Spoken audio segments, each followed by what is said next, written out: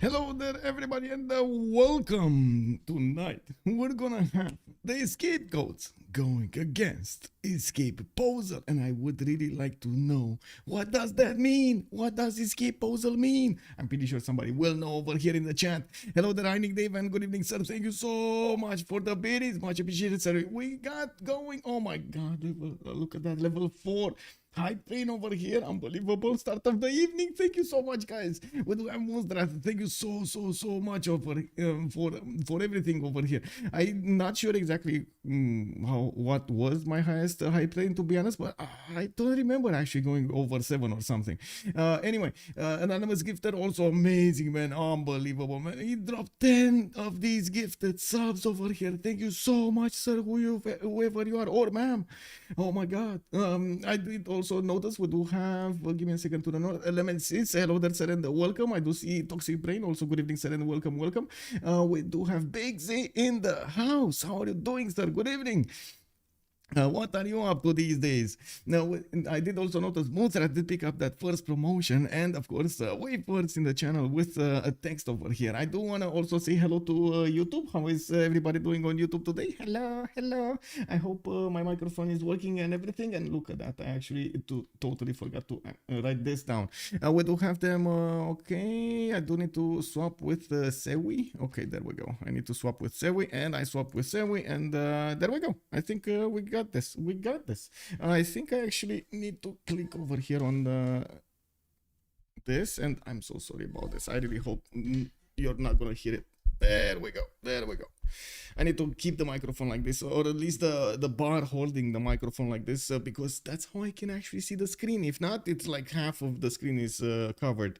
And we do need to see them going for the pre-game bans, and we do need to take a look who is playing on each side. And looking at, I think Escape Posel is this. We got Sewi, we got Broccoli, and looks like SHALKOWSKY with Karkarik, and while on the other side on Scapegoats we do have Mammaletto, Dashgreen, Pappalecto, and Alco. Alcoholic, I think it's alcoholic, right? He says alcoholic over there. I hope so.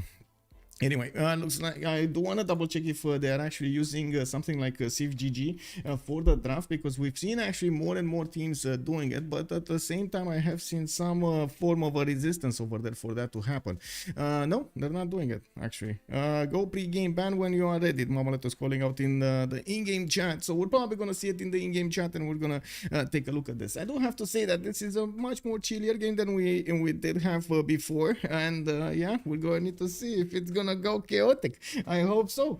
And closing with an ab in my hair, and welcome, willkommen. That's a great logo. It is a great logo, and I did receive actually the logo last week, but unfortunately, man, they gave it to me while I was streaming, not beforehand. So unfortunately, I couldn't actually get the graphics ready and everything for it. Of course, the moment has passed. But anyway, we do need to see how the players are gonna start this up, and I guess we're just waiting. We're just waiting over here for the game to start. Are we gonna see another one of those yesterday games? Oh my God, this week, man, this week was unbelievable with Ulysse. And oh my God, man, Gold by Library doing amazing. We've seen yesterday also. Oh my God, so many amazing games this week. I do want to wait for the 2 versus 2s. I understand they're actually gonna do a game on Monday, and we're gonna need to wait. It's not on. Is it on Monday? No, it's not on Monday. Sorry, I might actually be mistaken on this. Let me take a look on the cvfr.com, and we do have. Give me a second. Announce the party. Okay, so it. Okay, no. They actually no, they have one game, right? One more game to go. I believe they have one more game to go. Weren't they tied, if I remember correctly? I'm pretty sure it would have gone forward if not. And didn't they say that their game is gonna be on Monday? So we need to check that out. They said we need to check that out. Looks like they're still not ready. They're taking a good old time. And I like to say that we got Theodora being chosen over here by Sewi, by Escape Posel. Now, I still didn't receive an answer. Do you guys know about Escape Posel? What does Posel mean? Give me a second. Let me actually run it through a translator. Maybe I find something. escape Posel. Exhaust. Oh, rear end something? No. What? Really weird. What? No. This must not be it. Business. Okay. Oh, in the escaping business. That's what it means, right? It's well, at least that's in Slovenian. Okay, I thought they said that they were going to play on Monday. Okay, there we go. So we know the same things. There we go. I just wanted to double check because I didn't actually write it down in my schedule, but I was remembering something about Monday. They didn't say at what hour. I guess I need to follow that up with them to see exactly at what hour, because oh my god, yes, that third game over there from the best of 3 in the 2 versus 2's lower bracket finals. Whoever's gonna win that is gonna go for the finals. And oh man, Mikado and Nawik over there just rubbing their fingers together to see exactly what's gonna be on the table for them. And we do have another 2 bands being taken out, Basil and Maya. Looks like Mammaletto is gonna be the one announcing these bans, while Sewi is gonna go for Scotland. Now we're probably gonna have the map ban being started over here with the MPH. So there we go, 4 civilizations, again land civilizations. They wanted to take out both of the Byzantine nations, Theodora and Basil over here. A bit surprising that they took out both, but I guess everybody's definitely scared about that crusade coming against them. Well, and not only that, but the other bonuses as well. We have seen yesterday actually those Tagmas having a very hard time pushing through the Lincolnian units, so it's definitely able to you are definitely able to defend if you do have a correct unit makeup, and of course civilization bonus. Okay, so map pool choices here. We do have a choice between continents and islands, lakes, Pangea, standard regions, 7 seas, Pangea, classic regions, tilted axis, and highlands. I'm not sure what this splinter is, but I'm pretty sure they're gonna take it out at some point. And there's a like, okay, there we go. They took out highlands. And by the way, looking at the pre-game bans, I was initially thinking that maybe we're actually gonna have something towards land, but to be honest, Theodora and Basil, they kind of both can work on water a little bit. Nick Davis licking his wounds, lost 219,000 points. Oh my god, man. Oh my god, you just reset your account over there. That's like in Escape from Tarkov, you know, when you actually delete your whole inventory. That's basically it, man. Anyway, map pool choices here. We do have Lakes, Pangea, 7 seas, and tilted axes remaining. And yes, they did take out Pangea classic ridges, and looks like they're pushing this into a water environment. I'm actually curious if they're gonna take out Pangea next, because it does seem like there's one team trying to push the other towards the land, and the other one is trying to go directly the other side. And we might actually see 7 seas being picked up, because I would imagine it's a choice between Pangea and 7 seas right now in the minds of the ones that want to play naval, and that's the easiest one to take out, so you can guarantee that. There we go, Pangea being taken down. With that, we do have 7 seas and tilted axis remaining, so I would imagine by the guys that want to stay on land, 7 seas is probably gonna be the answer. Good and Justice, hello there sir, and welcome. How are you doing? Woohoo! Okay, let's see, map pool choices. Come on, map pool choices. What is this? Come on. Why are they debating this? Like, why is this even up to a debate if they don't want to? Oh my god, they're actually gonna play the tilted axis. Oh. Oh my god. Okay. I mean, you guys know the map. Right? This is gonna be quite interesting. When do you have the scream, Justice? When are you screaming? Oh my god, yes, tilted axis. I gotta say, this map is gonna be quite fun. Usually we do get a significant amount of action on it with the naval warfare, with the land warfare. We do have to see what kind of civilizations they're gonna manage to get through the bans, because immediately they took out the longships of Norway. Does make sense. You don't really want to see those longships coming against you. Let me actually take a peek over here and change the map name, so everybody know. Getting in here will know about this. A tilted axis. There we go, the tilted axis. 40 minutes. Oh, I see. Well, I hope it's gonna be a good one. I really hope it's gonna be a good one. Now let me take a look what's going on here on also on YouTube. I do need to set up my chats and everything. Hello there Fromex, hello there Simon. Also good evening Chris Mo. How are you doing, guys? Good evening sirs. Now bonjour Fromex, actually bonjour monsieur. Yeah, tilted axis is definitely fun, and it's gonna be interesting. I did receive a comment, by the way, on YouTube about I want to say about the bar, the donation bar, that it was covering up the turn counter. I'm sorry about that. I do hope, I guess at some point we're gonna figure out a way to make this a little bit better. Disconnected here. What's the map pick? It's tilted axis, sir. We got tilted axis being played. Oh, it looks like also a second ban is getting in. Spain is going to be taken out. And I was doing something over here. I need to pop out the chat and then move it here. Expand, because why not? There we go. Okay, there we go. It should be fine now. And then this. There we go. And now we can see. Now we can see everything. Do I have... Wait. Oh my god. I'm going to need to actually click on this. Okay. And then click on this. There we go. There we go. I'm sorry about this. I need to fix it. There we go. Okay, so also Portugal has been taken down. Usually, I do have to point out on the tilted axis, you can't really avoid the water warfare. A lot of the times, there are going to be canals for you to go through to actually get from one side to the other of the map. One tile chokes and the seas and so on and so forth.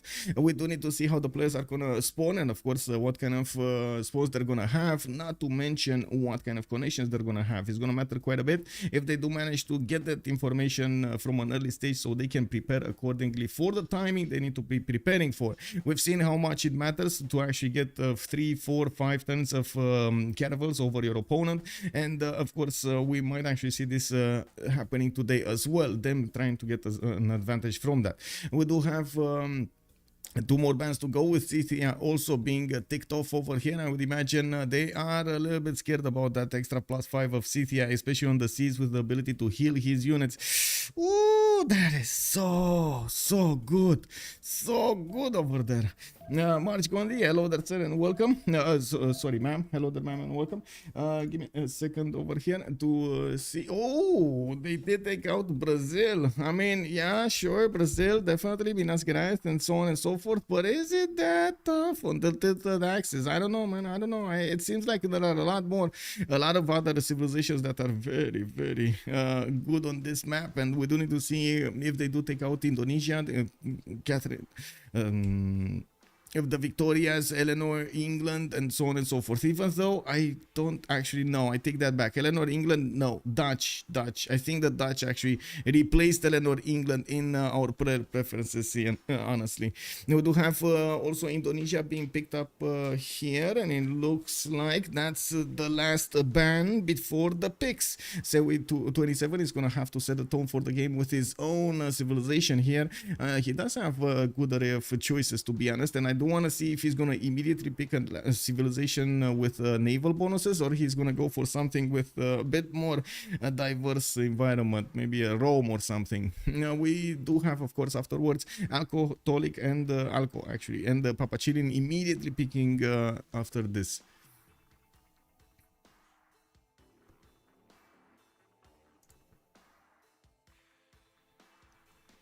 It's sir. Okay. Thank you. Sorry, sir. I don't think his naval units like quite late in the game. Yes, they are quite late in the game, but they do manage, if they get there, they do manage to kill everything. That's the problem with it. Like there's quite a bit of strength over there on those Minas Gerais, and oof, that is a problem. Alcoholic is saying that he cannot pick. Okay, they're gonna pick the double slam. They're gonna pick Vigi and Dido. And looks like Sewi here is gonna go for Japan.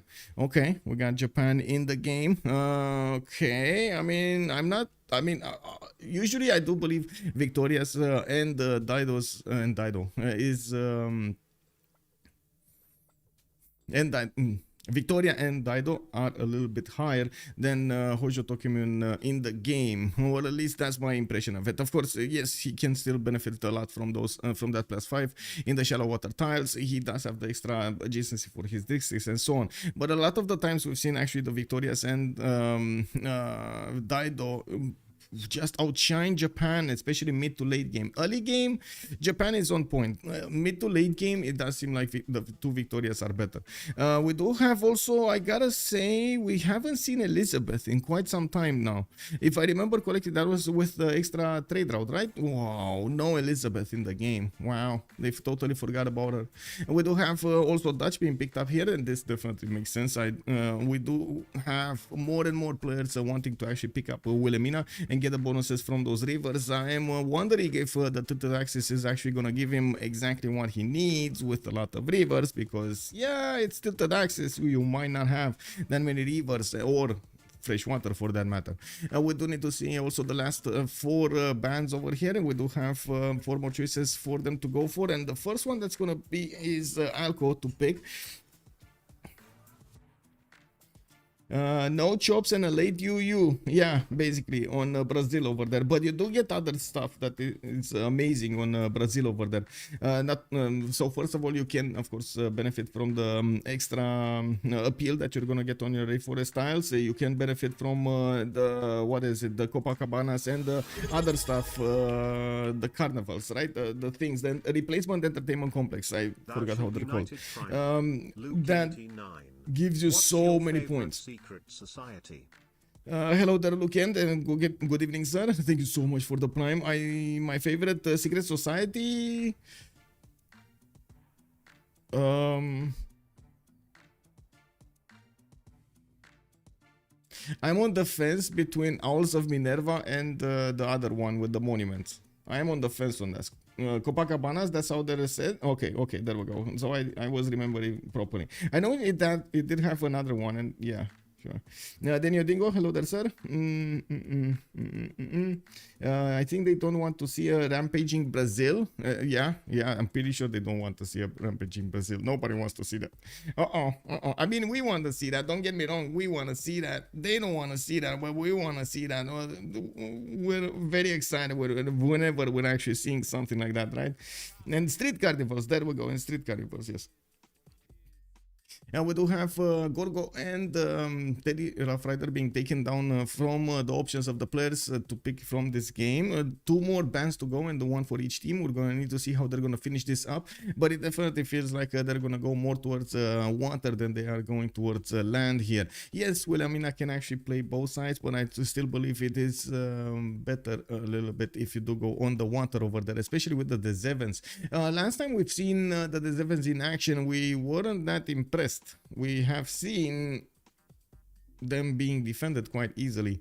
Yeah, no Admiral though. He didn't have an Admiral, but still, very good defense over there. Is that a Wilhelmina pick again? Yes, it is a Wilhelmina pick. We got Wilhelmina here in the house. Rome, it looks like also is going to be taken down in the nice choice, and we do have... Oh, Quaid! Thou shall be knighted primer. Quado 1. Thank you so much for the prime, sir. Much appreciated. Okay, one more ban, and they're gonna go for it. One more ban, and then we're gonna see the picks. Come on, let's go, boys. Let's go. Why is it? Get those big guns out of the game so we can see all of the other big guns get in the game. There are so many civilizations that are very good. It's hard to just ban 10 or 14 or 20 of them. You're immediately, if you start banning a lot of civilizations, you're just gonna move the tiers down. You know, you're gonna just move the tiers down, and others will just get up in the choices. It's not like oh my god, in the middle you have all of those civilizations that are very, very close to each other between them in rankings or power, I should say. Now we do have Montezuma being taken out in the active ban phase, and I gotta say, well, if they were thinking Montezuma is gonna be annoying on the seas, wait till you see a plus 12 Genghis come at you. We do need to see if they're gonna go for something like a Catherine de Medici for the extra diplomatic visibility, or they're gonna go for something like Persia and so on, and for some of those traders. We do have Dashgreen that needs to actually pick up the civilization here, but it looks like for some reason it's is he? Yeah, he is picking. Okay, they didn't lock in Montezuma probably. That's why it stalled a little bit. Dashgreen is gonna need to pick up the next civilization, and we're gonna need to see. Okay, there we go. Wait, you just picked it.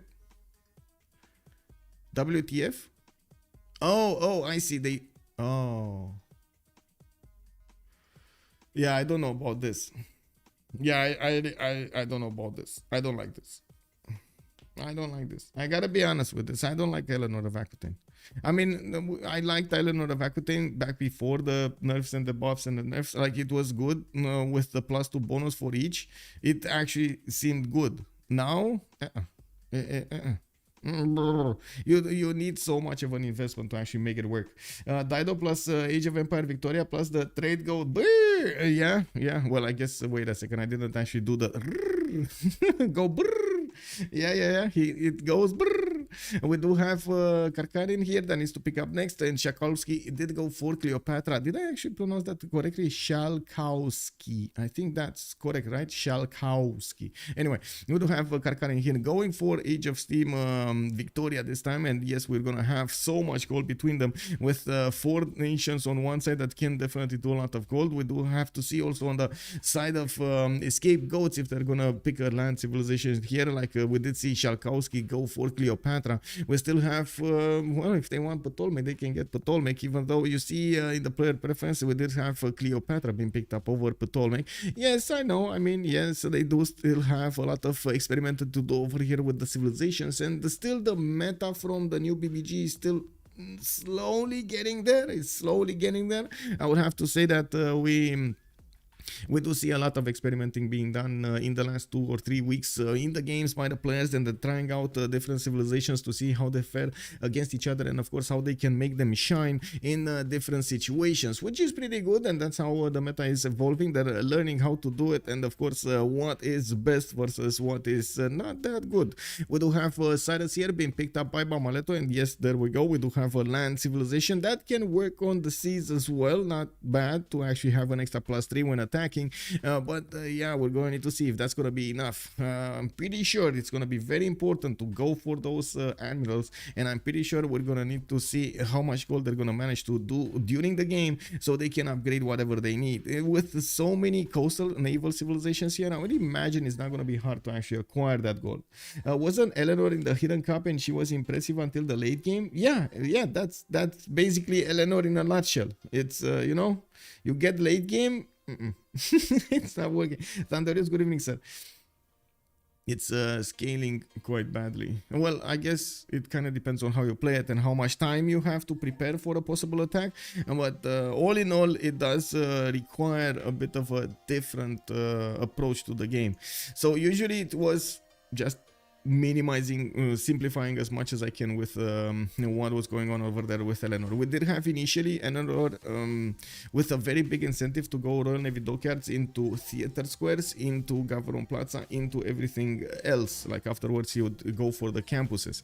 We've seen some players try it out with direct campuses instead of theater squares. The problem would be you didn't get enough points to acquire enough great writers to actually make enough books so you can benefit from the bonuses of Eleanor's +2 per district. So you started off needing some theater squares somewhere to actually get those points in. If you needed to put more production into those projects, it would have been, of course, slowing you down everywhere else, and the income from, like, the return from that investment was quite later on, like in 10, 15, 20 turns. That was when Eleanor was actually good, because after you actually got those theater squares, you started getting the writers, you put down the campuses, and slowly everything built up. When they nerfed that, they took down that ability of getting those points from the books and so on and so forth. They delayed it, they changed it, they meshed it, and a lot of things happened.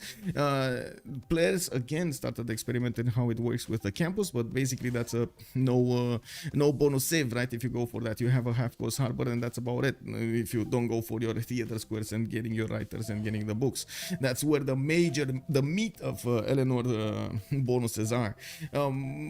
We did have the players trying to get the bonuses, trying to get the same strategy they did before, but unfortunately it wasn't fast enough to cover what they needed in the mid game. That's the problem. That's the problem, because others have a much higher spike, like much higher tempo than Eleanor. If I would say, like, Eleanor is like this somewhere. They're like this, and Eleanor is somewhere around here. Anyway, wasn't Eleanor in the, I guess it was maybe a different version. I don't remember in what version the Hidden Cup was played. or which hidden cup? Because there are a lot of hidden cups. They're like, I don't know, what was it? 9? I believe we're at 9. Don't put, yes, remap poll. Let's do it. Yes, thank you. Let's actually see how many remaps. 0, 1, 2. Submission period 5 minutes. Let's go get the points in, and let me actually put it up on YouTube as well. Let me see what YouTube has been doing. Why no Australia? There we go. That's a very good question. I don't know. It looks like they didn't want Australia. They didn't want to play with it. But yeah, that was big if they would have managed to get it. There we go. Start a poll over here. Wait, how many remaps? 0, 1, 2. There we go. Start the poll. And now YouTube, you have the chance of saying what is your opinion about this. 0 remaps, we're gonna have them on 1 remap or 2 remaps. I do want to point out, if they will both use the remap token at the same time, it will be considered as 1 remap. We do have the game loaded, and it looks like PAPACHILLIN is gonna be to the west side here, northwest side of the map. Looks like he's not gonna have anybody to the north, and I don't see anybody. Oh, I see. It is broccoli next to some bananas and some sheep tails. Oh my god, can you imagine the smell over there? We do need to see how Japan is gonna actually get to fare on these islands. Well, to be honest, it's not far off from Japan from real life on an island like this. We do have of course him managing to get the western side of Persia, and if he's probably gonna deny Persia from settling on the coast. We do need to see if he's gonna manage to trade with anybody. Doesn't seem like he has any kind of ally next to him. It's gonna take quite a bit of time for him to actually get here. Alco is an opponent. Oh my god, it is gonna be Japan versus Alco versus France. Eleanor, okay. I mean, that's gonna be a bit of an issue over here, especially if Persia is not gonna come onto the coast and try to do some boats of his own. We do need to take a look what's going on over here with Dido in the northern side of the map. On the middle, we do have a Mammaletto, with a reef turtle to the northwest, and yes, he can actually build a canal over here to move his units from the east to the west. He does also have somebody very close to him. That's a Dashgreen, which is going to be an ally, and I'm pretty sure they're actually going to give him at least 1 city over here on the continent of Asia, which is going to give him an extra trade route. That is amazing on Dashgreen. And we do have him also with the opportunity to settle all of this coast to the east side, and he will need to fight Sewi. Sewi 27 is over here gonna need to fight London, and we're gonna need to see if this is actually gonna go good for both of them. We do have also the Dutch here, Karkarik, that is in the middle of these seas, and I do notice he's gonna have the opportunity to settle some cities to the south, and maybe no, there's like no canal over here. City of Fez is just taking care of that canal possibility, isn't he? Yeah, I mean, he can definitely put, like, if push comes to shove, he can put 2 cities over here, but I don't think he's actually going to put a city right in the face of England. Like, let's be real about this. How likely do you think he's actually going to canal through this, right? No. What he might do... Oh, what is this? Oh, never mind. I think we know what's going to happen over here, don't we, boys? I think we know what's gonna happen. We got Liverpool here in the south, a bit far off from land. Well, I guess he can definitely settle all of this land. And to be honest, it's not a bad terrain for the Netherlands. But yeah, is he actually gonna want to stay here? SHALKOWSKY with the Age of Steam. Is he gonna want to stay here?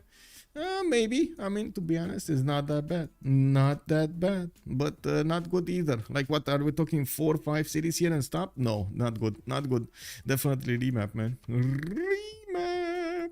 Well, you can't really ask for a lot of terrain on the tilted axis, but look at this. Look at Persia's Papachi. I mean, he's just gonna sit here and eat all of the bananas and play with the ivory tiles, and then he's just gonna win the game all alone, all by himself, right? Toasted Toad, hello there, sir, and welcome. No, I'm kidding. He's not gonna win by himself. But you can imagine this is gonna be a bit of an advantage over here, having somebody with so much free sim. And I do have to say that almost everybody in Escape Posel has very little land here. This is one of the risks you take when you actually choose this map type. This is what happens. You choose this map type, boom, you got this. This is the end result. We do have Broccoli here getting his scout out in 2 turns, and yes, he's going to need to pop that hut to the northwest of his capital. He does have possibly a city over there on the coast, not bad, and quite a few islands for him to get new settlers out. I do believe he's definitely going to try to expand here. Japan is not gonna suffer that much because of these island plates. Unfortunately, I think over here is the damage. Liverpool being over here, this is one of the weakest spawn at the moment. Yes, 2 fish tiles, but come on, man, like look at the city count. Like we're talking like one city which is like next to the edge of the map. You're not even gonna get to use all of those tiles over there, or even have them. We do have a possible connection city to the west side, because otherwise if you put one here, maybe you can get one here and one here, so max out the city count somehow. If you don't get the God of the Sea, you're kind of screwed here. Like, I'm not gonna lie, man, this is not good. This is not good. Sure, you can play it, you can play any spawn, but it's not gonna get you anywhere. Yeah, let me put up the chats where they needed to be, because again I do need to see what it is.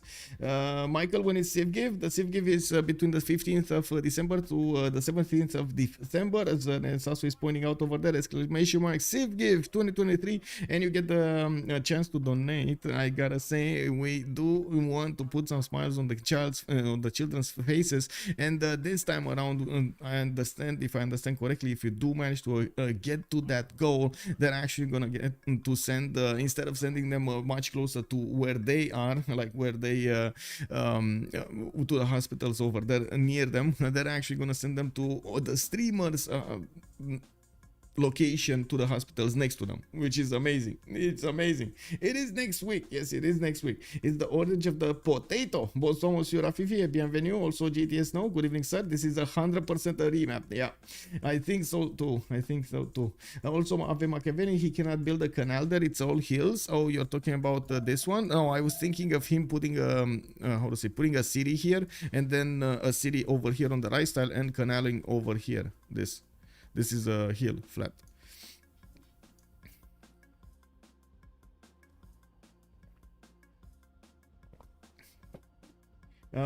Justice is saying, also in FFA you can away with slow greedy stuff. In for sure you cannot do these openings. Yeah. Oh, you meant tired Phoenicia over here. City. Maybe it was my mistake, because I didn't say it, put a city. I did say put a canal. I was referring to a city, like a canal in the form of a city. But yeah, you're correct. Thank you for pointing out. I should have been a bit more specific with the terminology over here. Sometimes I do have to say that to keep the certain tempo in my flow, like to keep a certain tempo in my phrasing, in my flow, in my words, and so on and so forth, sometimes it's, when I do build the sentences, errors happen. I'm so sorry. I do need to figure out how to debug myself, you know. Can somebody get me like a debug code or something to get myself straight? Get good. Anyway, now we do have PAPACHILLIN getting his settlers out. They have 3 more turns to decide if they want to keep this map or not. And looking at his land over here, he's definitely going to have at least 10 cities that he's going to be fond of. Matterhorn also in the south, and he's not even going to be close to this. I mean, yes, very good city over here. This is 3 tiles away from possible attack with battleships from the coast. So yeah, he's going to be safe for a long time. And of course, with his tempo and probably his science, is definitely going to match the technology and maybe get some artilleries in the meantime. We do have Dido also improving his turtle. He's definitely going to want the diamond for the second amenity there. Now we need an AI, Michael. Yeah, I need one of those matrix things, you know, like a plug-in USB. I just learned new stuff. I learned Kung Fu. You know? Yay! Let's go. Settlers over here from Dashgreen. We do have to the south cattle tile, and he's gonna get access to those turtles and truffles. I would imagine he's gonna need to put his government plaza in a strategic way to maximize the bonuses. And we do need to see also if he's gonna settle Ikil over here faster, because that is gonna be 2 cities away from his capital. It's gonna be also in the face of Sewi 27, which might not enjoyed it, you know, like he's seeing a city over there where he thought it's his land, and then somebody just goes in and builds houses. Like that's kind of weird, you know. And of course we do need to see how Rakadet is gonna try to take that city for him, or try to put a city to deny Eagle settle. We do have him with quite a good settle over here towards the northwest. Maybe some spices can be acquired. I do see if he wants to, he can settle the maize, no problem. In between those lakes, getting the fresh water as well. We do have rivers to the east side. In the capital, he's gonna have a lot of floodplains, and I'm pretty sure he's gonna be fond of getting an Etemenanki here with some Sphinx next to it. It's definitely gonna be Lady of the River Marshes priority. I'm feeling it. I'm feeling it, boys. Are you feeling it? I'm feeling it. Let's see. Okay, we got that going. Well, let's see. Settlers. This is the turn. This is the moment of truth. The moment of truth. We got settler in Amsterdam getting out in one. What did he pick? Religious settlements. Okay. Ooh, these two dice tiles were juicy. Can Netherlands actually stay on the northern coast? We got 1, 2, 3, 4, 5, 6. Maybe yeah, 6 cities. No, he cannot stay all on that coast to give everything to England here. No, it's not possible. I heard a ding. I love the music in head now. Whoa, what music? Wait, Rafifi. What music? I hope you like it though. I hope you like it. Let me actually take a look at the dashboard from Tiltify, because I heard something and I don't want to miss this. We do have a remap. There we go. So it looks like Escape Posel will choose to remap this. They didn't feel comfortable with this map, and I'm pretty sure it is because of this Liverpool settle. It is quite weak.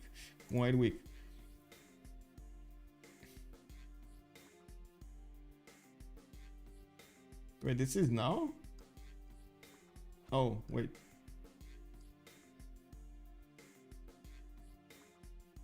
I need to sign in. Kick. Anyway, we're waiting for the remap to start anyway. So I guess it's fine. How do I get to the dashboard? There we go.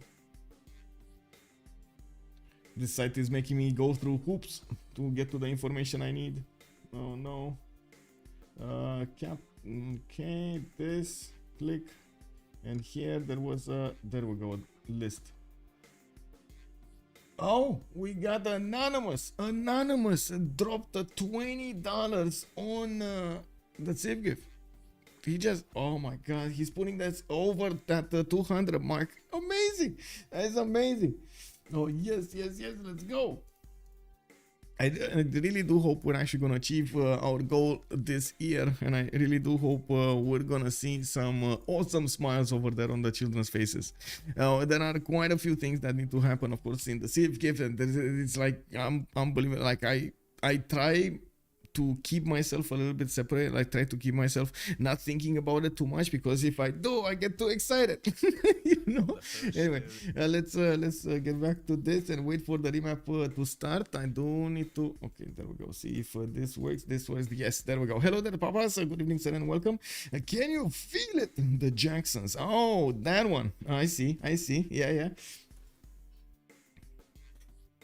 Okay, so another tilted axis generation here. What do we have? Nothing. Oh, we do have actually England to the northwest, and by the looks of it, he's oh my god, he's not gonna have that good land to play with.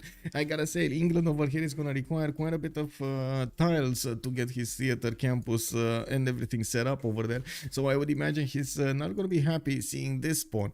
We do have him with a lot of islands that he could definitely settle. He has Japan to fight. Oh, that's bad.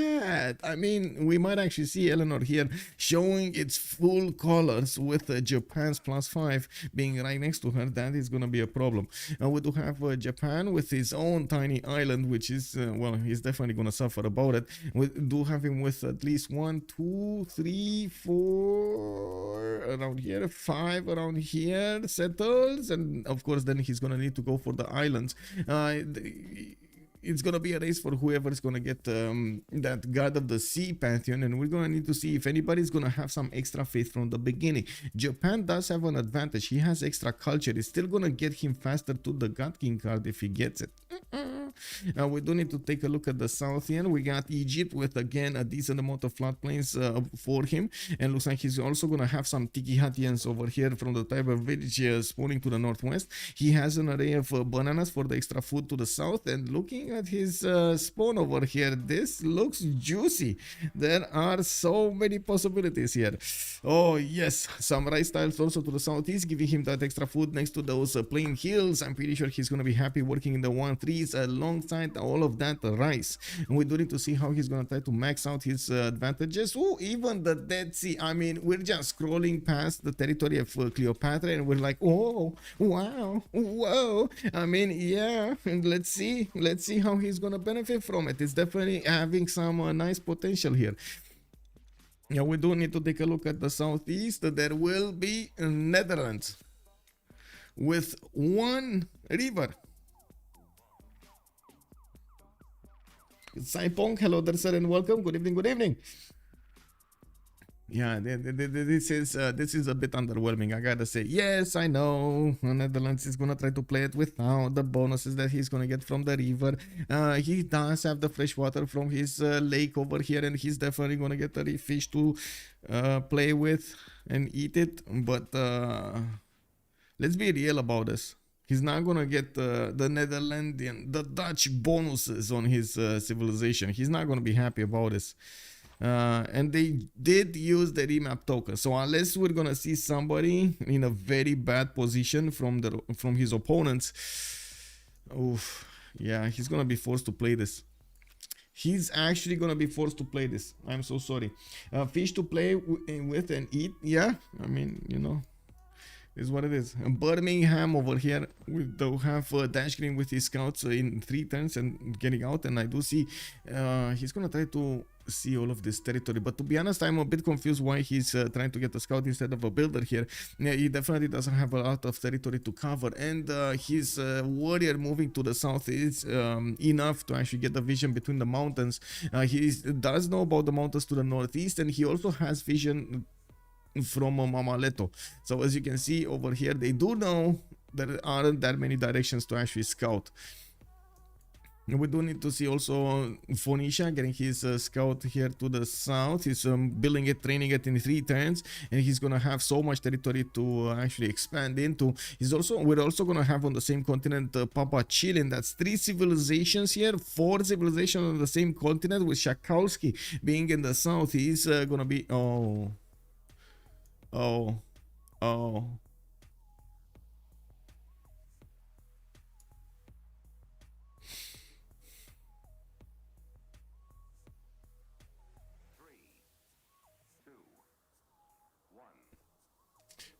Is Coupe still auto banned? Yes.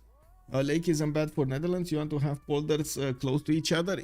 Yeah, you're not wrong, but more than the polders, you want the adjacency towards your districts from the rivers. That's the problem. You need that adjacency, and it's not like he's gonna get that adjacency with something else over here. That's gonna be a lot of tempo lost, and I do have to say, I have to put up a poll over here. Did they just drop a lake into a puddle into a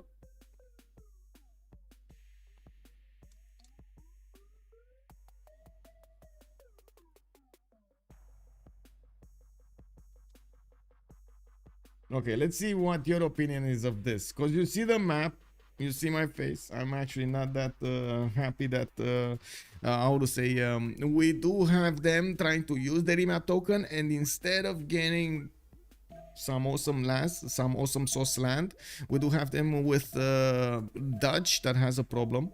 We have Rakedet, which is amazing. We have Japan, that again, island spawn iffy, but can work. Okay, like it's, you know, over there like a 5 out of, like a 6 out of 10 or something. And then we do have this London town is gonna be next to the eastern coast and very close to Persia. Persia, very big land civilizations, big muscles, big chest. We do need to see if the big chest is gonna take out London because he's so close to him. We know the immortals are very strong. We got the +3 on him. We got a lot of production from those trader routes cultures. So they have the possibility to gather a lot of gold also. We got Dido, we got England over here. I'm pretty sure they're gonna set up some coastal trade routes which will make the bulk of their gold. So what do you feel this is? What do you feel this is? Can you share a link to the drafter website? Can it be used by anyone? Yes, it can be used by anybody. Give me a second. It's Civ6 draft something. Civ6. Okay, there we go. Copy pasting it right here in the chat. Give me a second. I got distracted and I need to finish my idea. There we go, Daniel. Curious why London went builder first. Yeah, well, he bought the scout. So he's gonna go for the fish. That's why he wanted to go builder first. Fish over here is quite important. Or wait a second, he's going for the... What? He's going for the horse? He went animal husbandry, not fish. So he's going for the horse, I guess. It is what it is. Yeah, he knows he's gonna be... on the receiving end of all of the damage. Look at that. We got 3 civs on one side of the map and 1 civ on the other side of the map.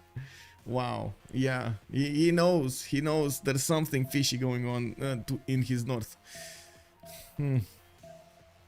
Anyway, what did you guys pick over here? Into a well. Okay, yeah, they just dropped into a well. That's a pro, and that is the risk you actually take every time you do a remap. You don't know if you're gonna get bad land, good land, median land, whatever land you're gonna get. You are just trying to get out of that situation and you're hoping for the best. Hoping doesn't always mean winning.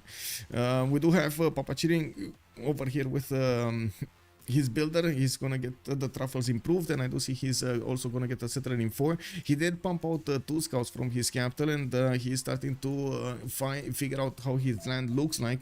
On the north, we do have Dido also with the 2 scouts, a bit too much if you ask me. Dashgreen is moving and figuring out what's going on to the north, and by the looks of it, he is getting his settler out. I do have to say I'm not that impressed with the land over here in the south. It makes for some awkward choices. You either want to put it on the river or on the coast to have the harbor. You can get the setup over here, harbor plus campus and so on. You can aqueduct later. That's pretty good. For example, an aqueduct here. So I guess yeah, we just found our answer. Kill the forest and get that city there. Bam, bam, bam, bam, bam, bam. Create a lake in the south to get some extra faith, and we do have some extra science as well. Japan started off with his fish style. He does have improvements on, of course, the amber and the sheep, depending on which technology he's gonna go. I do have to say that broccoli right now is going for pottery. Yeah, I don't know about that, broccoli. I don't know about that, my man. I mean, you don't, like, a lot of the times, especially on maps like these or Archipelago, Island Plates and so on, maps that you might actually encounter an opponent very quickly, you have to program and take into account every technology. It matters so much. Those, like I said, 4 turns difference on the caravel timing can mean the difference between you winning or you losing. So that's you gotta take that into account. And 4 turns, guess what? 4 or 5 turns is about the time you discover pottery or mining and so on, or the next technologies, right?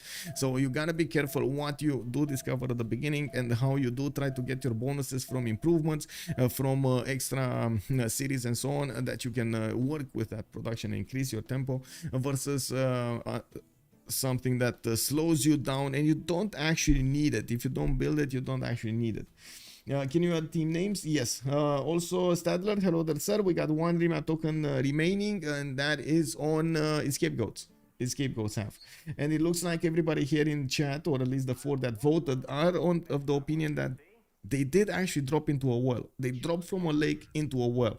Now this is definitely gonna be an issue here. Let me put up the team label so you guys know who to vote when we're gonna go for the vote here. We do have this EG on the left side, Scapegoats over here. Nice name. I can't EP on the other side. I can't not notice. Oh my god, I cannot not notice that It resembles the other EG that I have no idea what it means. What is that, from Dota or something? Stadler was asking about the scientist. I don't see the scientist, unfortunately. Well, I guess we're gonna see it afterwards. I just see an M. It's just a little tiny M over here. I don't know if you, maybe somebody, I'm pretty sure there will be somebody that knows the game so well that he knows that M can only be there if there's a certain scientist underneath that. Oh my god, they remapped this. No. Oh. Guys, they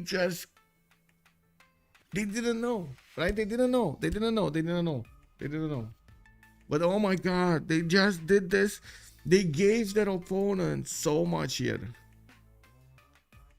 They got their opponents out of this. And there we go. The bearded cougar. Hello there, sir, and welcome. Evil geniuses. There we go. That's what it means. Thank you, sir. Well, in this case, in the civilization scene, we got the scapegoats. Same EG, different meaning. No. Anyway, they had bad spawns. I mean, really.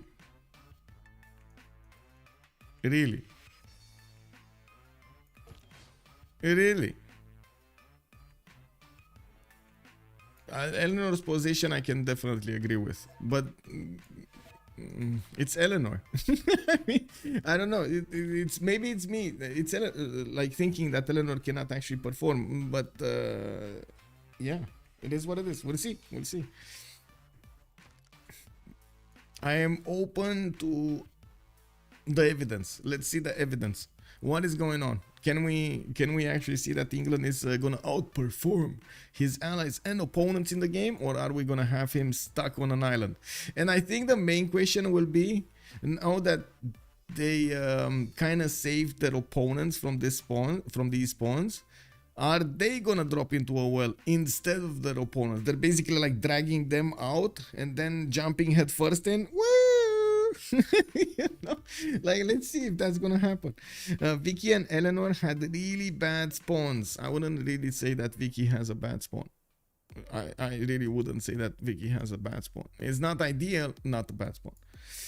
Cool Whip, hello there, sir, and welcome. Vidi had continent split, and yeah, look at this. Yeah. Look.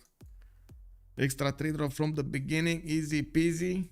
You get to help out Eleanor, fight over here Japan in a 2 versus 1. Oh, I don't know, man. I don't know.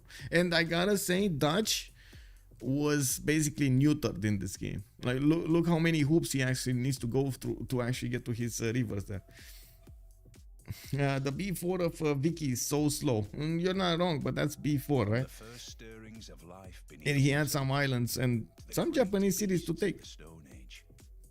Take them from the well and throw them from the cliff. Let's see if that happens, you know. Like, is that gonna happen? Because I guess that's the other part, right? Are they gonna drop into a well instead of their opponents, or are they gonna push their opponents further down the well?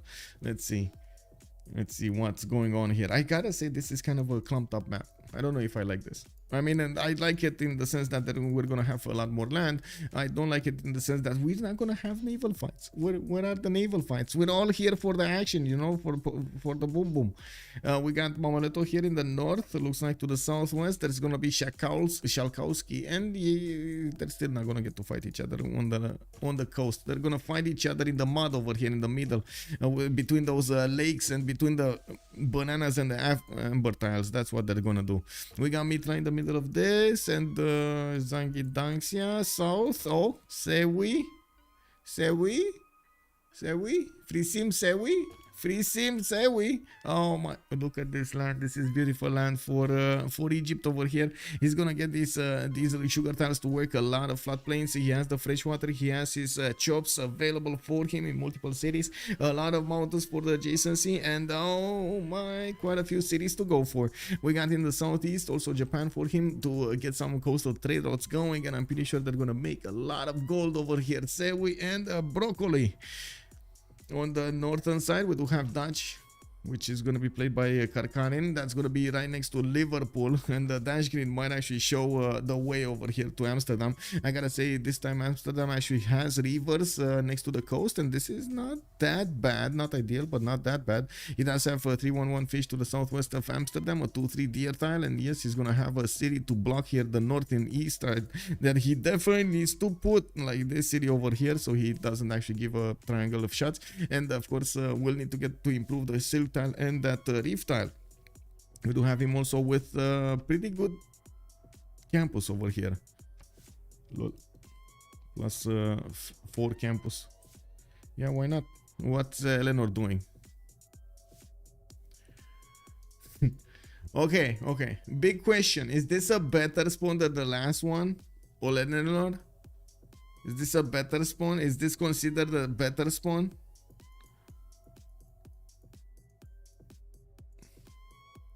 Okay. No Egyptian pyramids though. Sag. Where are the who's gonna get the Egyptian pyramids? Maybe England is gonna get. Maybe England is gonna get it. Maybe Phoenicia, no? C'est oui in French sounds like c'est oui.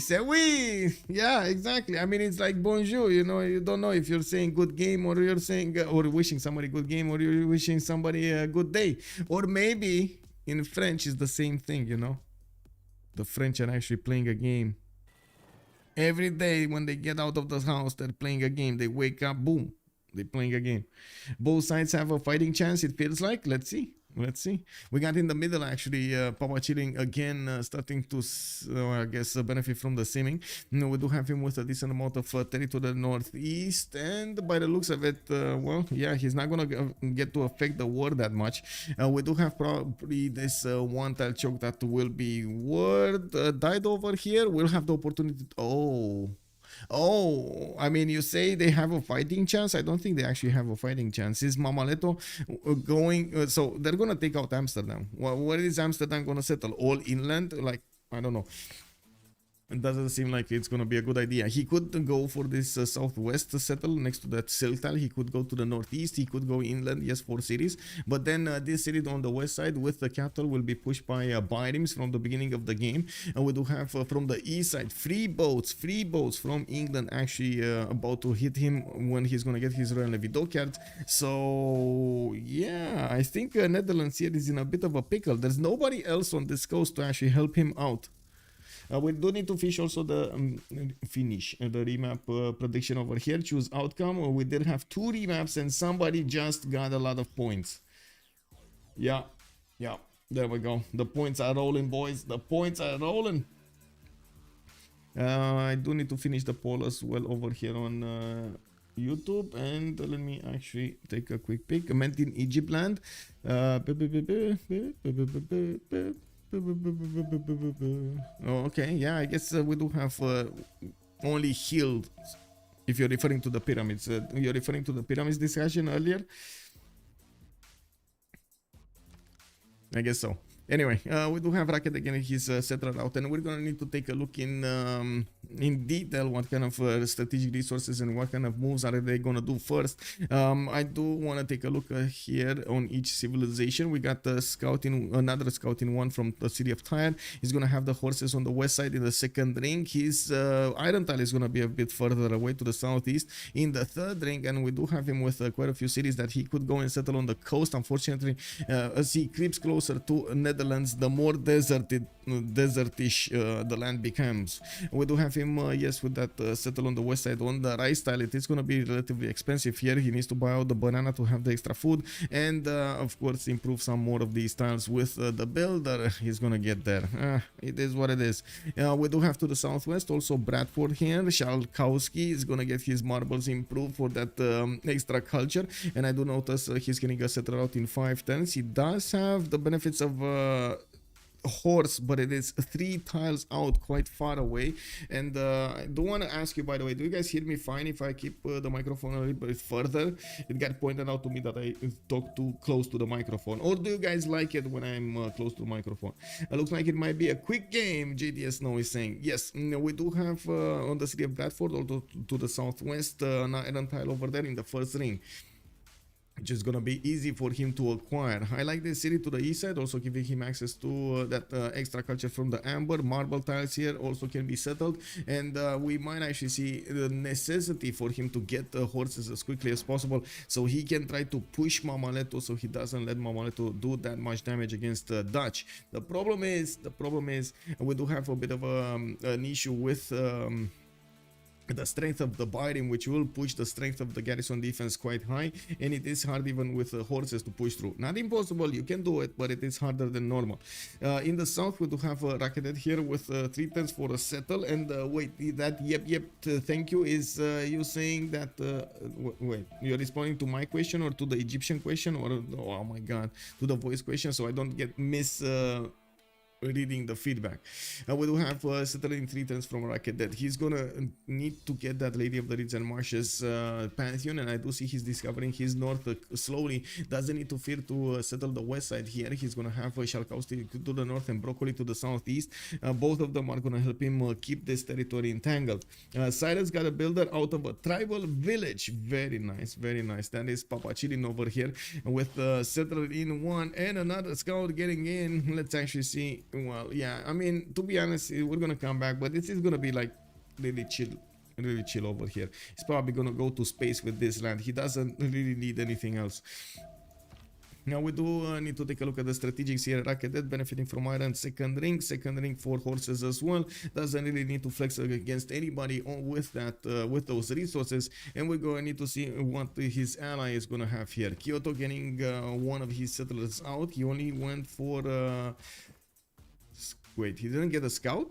He didn't get a scout. He went builder first and then went directly into a settler. He does have these 2-3 sheep tiles improved, and as you can see, he's moving his settler towards the north. He's gonna have the ability to go for these tiles next to the cocoa tiles, and yes, he's gonna also have Cleopatra in the southwest, which might become a canal city, so he can actually pass the boats and get the culture at the same time, moving from the east to the west. There is a possibility for him to actually get into Eleanor's territory, moving through this canal here, if he's gonna get a city on these stone tiles or on that deer tile. London here might be in trouble. We're gonna need to see if Broccoli is gonna want to expand his territory so far away and his reach to go against Eleanor.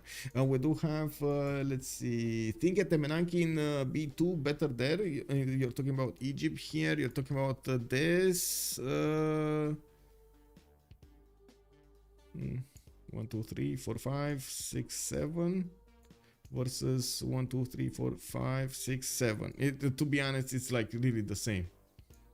Maybe it's better because you want to put like districts or something, or wonders here from Racket. That maybe, yeah, that's better, but it is exactly the same tiles. They are exactly the same tiles. It is what it is. Anyway, looking forward, we do have Netherlands here with settler in moving towards the northeast, and it looks like there is a Dashgreenian warrior moving forward towards the city of Amsterdam. He doesn't know what he has in front of him. He's trying to get through the forest and onto that border of Amsterdam, while Karkarik is moving his settler across. We do have the warriors that are gonna see him. They got exposed over here. And we do need to see if this scout is gonna manage to cross the river and get there. He does want to go for the horse by the looks of it. He set his waypoint here next to the deer tiles, while yes, Dashgreen is moving in for the kill with another one of these scouts, smelling danger here. Karkarik is probably gonna need to come back. Oh my god, he's going forward. Oh no.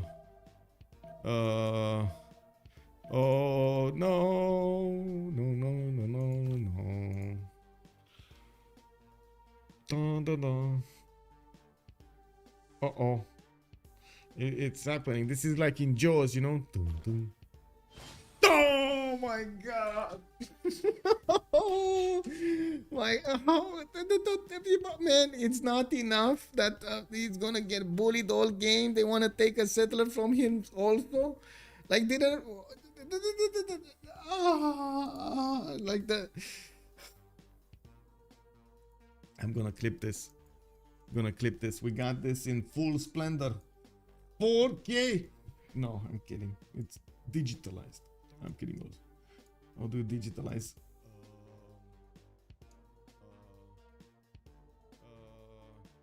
Okay, there we go. I'm just gonna leave my uhs.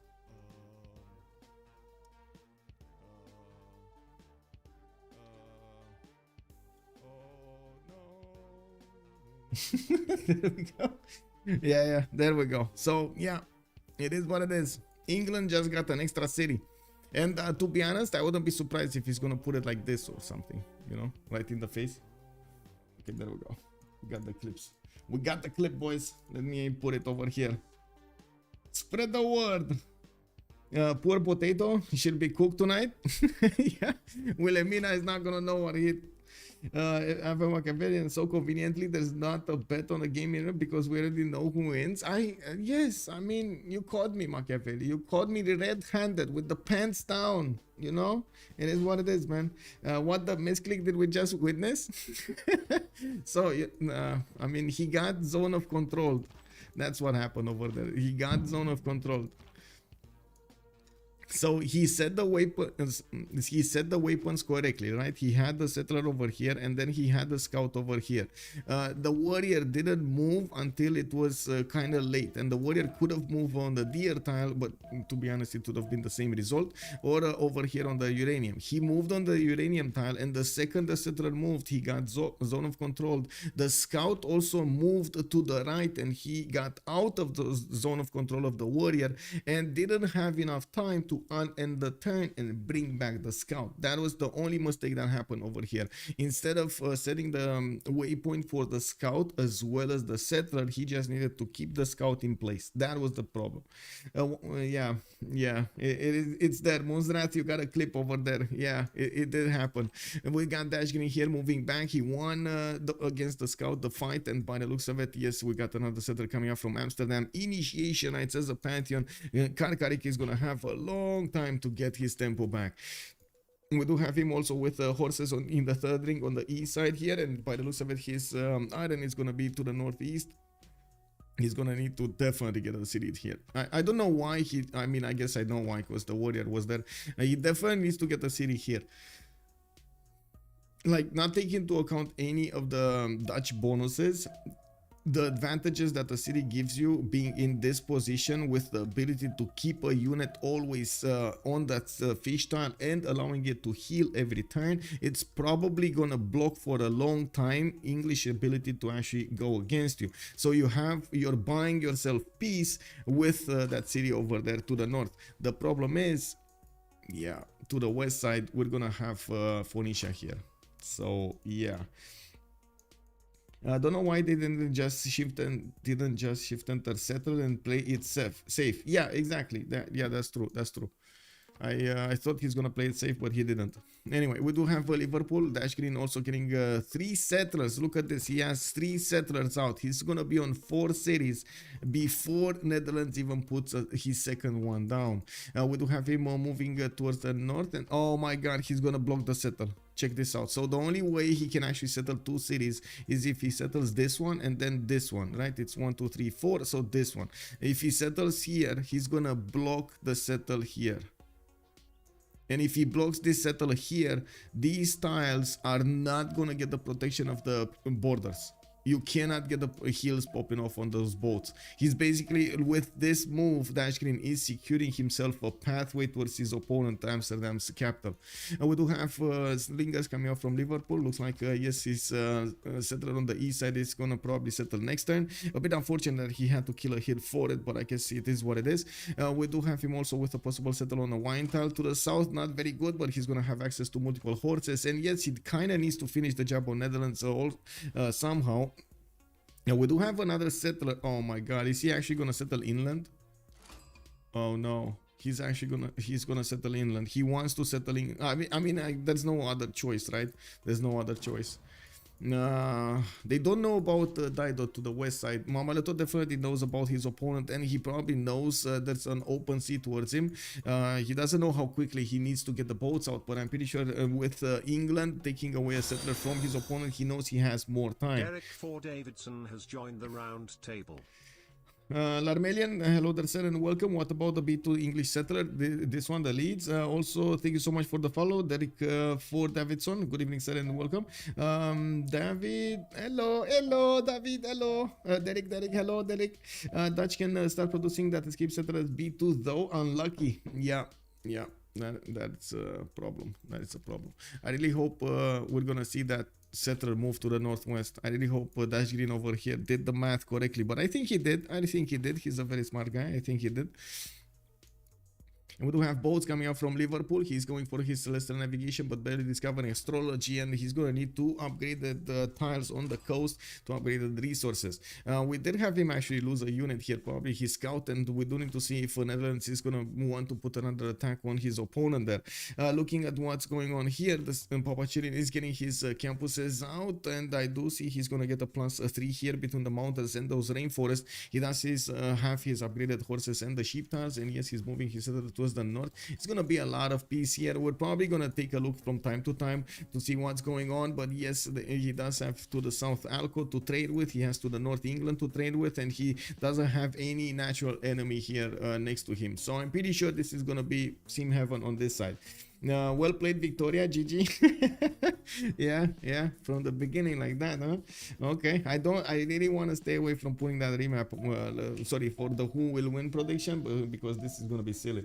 Let me actually take a look on also. There we go. Victor O, hello there, sir, and welcome. Welcome. You're not late. You're fine. I didn't get to vote on the one remap this time. I'm sorry. He lost the settler to zone of control. Yes. The waypoint ended safety. Yes, exactly, Victor. Yes, that is exactly what happened over there. Now we do have to take a look at Manchester here with the God of the Sea. Alco is definitely going to get more tiles to use in the coast, and you see a lot of these fish tiles with some crabs showing up for him. He has traders getting out from London, and he did manage to put down Manchester to the north while he is moving to the west side with another city. I'm actually curious if he's going to want to go for that gypsum tile. And with the God of the Sea, he could have definitely gotten this gypsum tile. I don't know why he actually went all the way around. He might cut himself off from this city. Fox 322 has joined the round table. White Fox 322, thank you so much for the follow, sir. Also, can you watch Japan? He only got one city. Japan has 3 cities. Or Mindblow, hello there, sir. Graph, hello there, sir. Are you not seeing this? Oh, you maybe weren't seeing this because of how the map looks like. That's the problem. He does have 3 cities: Kyoto, Fukuoka, and Tokyo. It's just the map. I guess it kind of looks weird. Yeah. I'm sorry. It's for the kids, guys. We got 1 week, and it's fine, right? 1 week. Come on. Yeah, let's get the charity event going, and let's finish the end of the year with putting smiles on the child's face. And I think that is amazing. I think that's an amazing goal.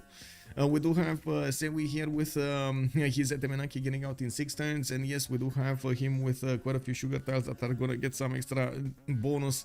We do have him also getting some rice tiles improved in the city of Abydos, and did not yet quite get that Lady of the Reeds and Marshes, no extra production. And looking at the eel stamp here, he's making 1 faith a turn. He's on 11 faith right now, while Karkarik is on 18. And we do have probably next turn him with the option, him or PAPACHILLIN. It's probably gonna be between him and PAPACHILLIN. Both of them will get 12 faith right next turn. Bradford here is getting to settle another city to the east side. Looks like Bristol got settled here. Okay, so there was didn't we have the city moving to the northeast? Like, I'm pretty sure I remember England was moving a city to the northeast. Was it Phoenicia's warrior that pushed it back? Whoa. Okay, that's kind of big. Okay, and yes, we do have that Phoenician warrior getting surprised by all of these English troops next to him. He's gonna get his monuments out for his culture, and I do see traders that are gonna need to get bigger here. We do have him also with a warrior from Sewi getting in. Okay, Sewi. Oh, Byrims are getting out from Mammaletto. This is gonna be a surprise.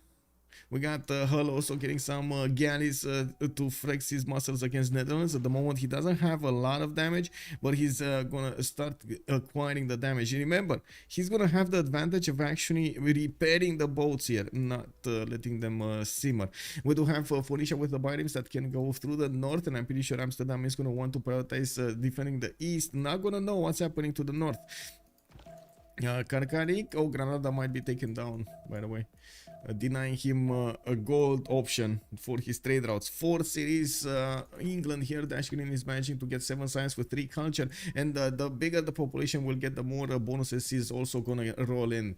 He's gonna get extra culture from his monuments in his cities, and I do see another 2 of them are getting built in the eastern side, while Portsmouth is gonna try to get some slingers. I'm pretty sure he's gonna need to get some horses to take out Eindhoven, and we might actually see him prioritize getting some horses rather than some caravels, because I'm of course different timings, but I'm pretty sure Netherlands here is going to be late on both. Netherlands is trying to go an animal husbandry. We do have Mammaletto moving in from the west side. Yes, there's another galley which is trying to stop here. This is his defense. Okay, so this is the defensive galley that is gonna withstand the power of the elements of Mammaletto over here. Okay, well, KDY did go for religious settlement, so yes, we do have him with an ability to get the settlers out faster and get some more tiles whenever he settles. Let's just look at Kitty over here. He has so many tiles. We do need to take a look at everybody else. What kind of pantheons did they get? Lady of the Ridzer Marshes showing up on Sewi. We got him with the monuments getting out, and Temenaki is still 3 turns away from finishing, but yeah, it's kind of the same thing over here. Yeah, we do have Tokyo, 4 turns for a trader, and I do see he doesn't have a pantheon yet. He does have the Dead Sea, but that's pretty far away for him to actually make use of at the beginning. God of the Sea here giving a lot of bonuses to Alco. You can see he's starting to put builders swimming in the water, so he gets everything going. I'm still a bit sad he didn't actually get a city on the gypsum and then another city over here somewhere. But anyway, it is what it is. We do have Persia with City and Goddess. He's going to get a 40% to production towards districts, the first district in a city, and I do see he's also working on his monuments for that extra culture. I do also notice, surprise, England actually got to push through the defenses that Karkarik had, and I do have to mention these biomes are 5 strength higher than these galleys base. If they do manage to get oligarchy, oh my god, that's gonna be a problem. If he does manage to get like an admiral that gives him like the fleet ability or something, that's gonna be a bit too much. Like these biomes can definitely overwhelm an opponent if they're close enough. How many times did these biomes, by the way, in history destroy the Roman fleet entirely? Wasn't it like 2 or 3 times entirely and Rome had to rebuild from scratch? Why do so many times I witness bad at Temenanki on Egypt? I don't know, but why do you think this is a bad at Temenanki? He has 1, 2, 3, 4, 5, 6 tiles, and at least 2 of these tiles are gonna be sphinxes. Amsterdam is dead by 10:35. Oh, Sag. Do you think it's gonna be that fast of a game? Oh, I don't know if that's gonna be that fast of a game, but to be honest, it kind of seems like Karkarik here is gonna be on the receiving end. I don't know if they're gonna want to keep on going after they're gonna lose Dutch. That's my main question. What do you think, guys? They're gonna want to keep on going after they lose Dutch or not? Yeah, also Simone is saying escape settler before ancient era ends. Wilhelmina looks done. Yeah. Doesn't even have where to escape. That's another problem. Like this, where is he gonna escape, right? Where is he gonna go? He doesn't even have where. Okay, Byrim's getting in. 35 strength against the 30 of the galley. We got some warriors getting next to the city of Hull. That city did get beefed up by the galleys coming out, and as you can see, the warriors cannot effectively attack into it. They lose so much strength, especially since they do have slingers around them. These could really finish them off quickly if they lose so much strength.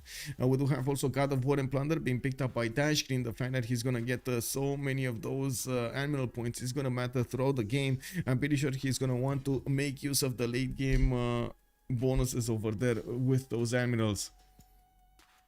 if the game goes as long. But to be honest, after they finish with Dutch, they have control on all of the sea over here in the middle. They will have the opportunity to actually get boats through the south as well. I did mention, of course, Alco is going to have this possibility to settle a canal city towards the west side, and if they do manage to get superiority on the naval side to throw the nukes, nothing's going to stop them from actually throwing those nukes.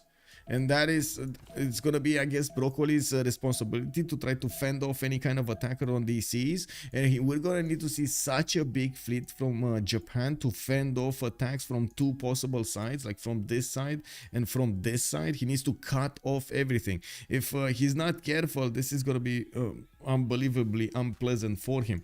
And remember, nukes, man. Look, nuclear submarines over here on the coast. Cities of Egypt are going to get closer. There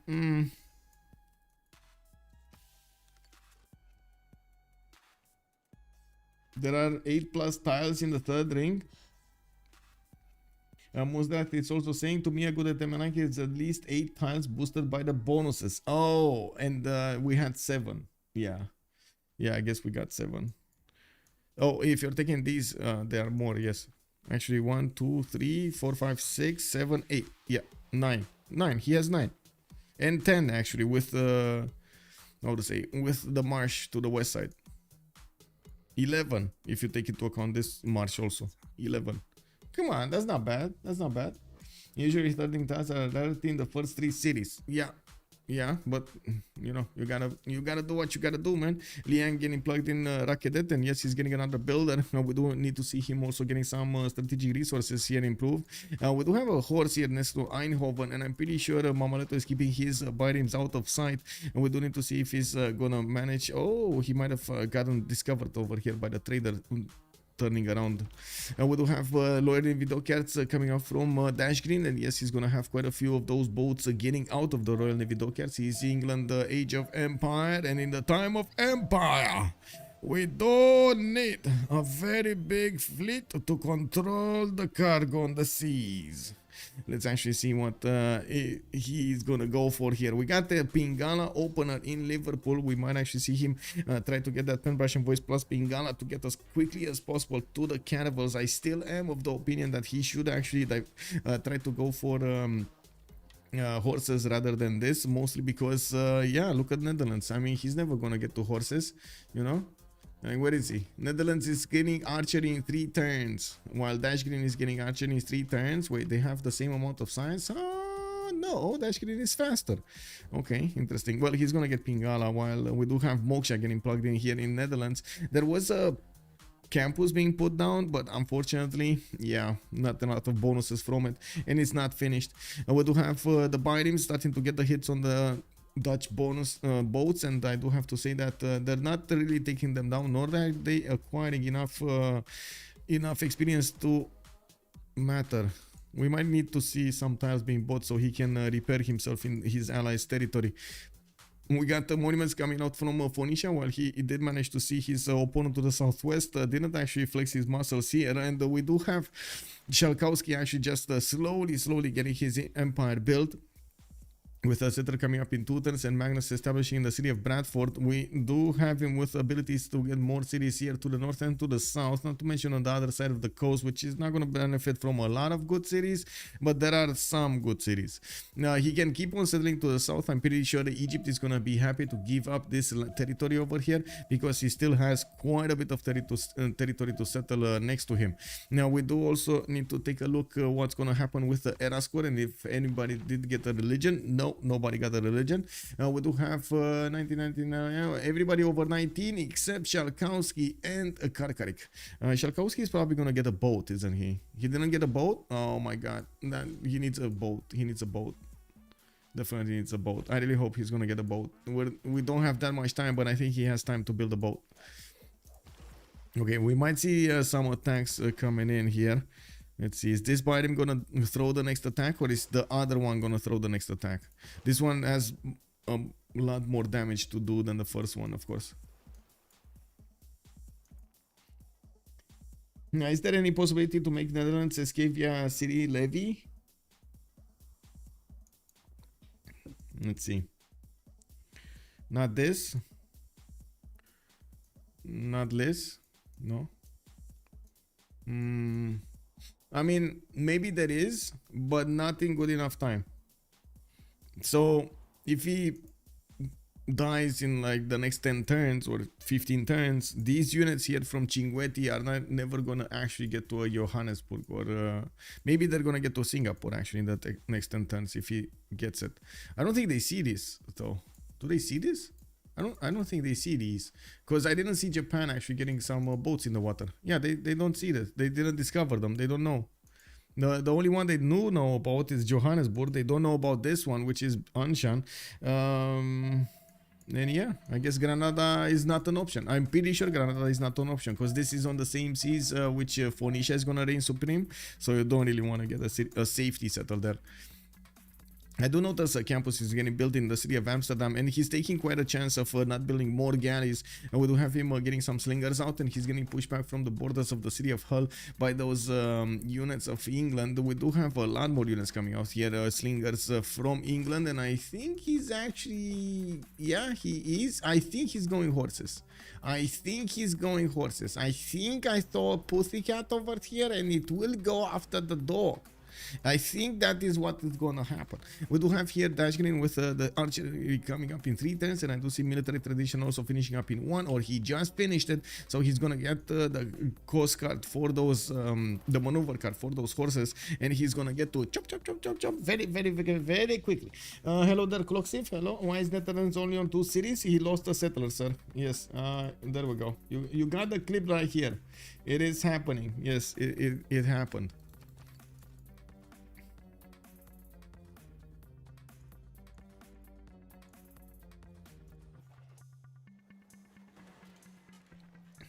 Yeah, Hull was a settler initially from Netherlands.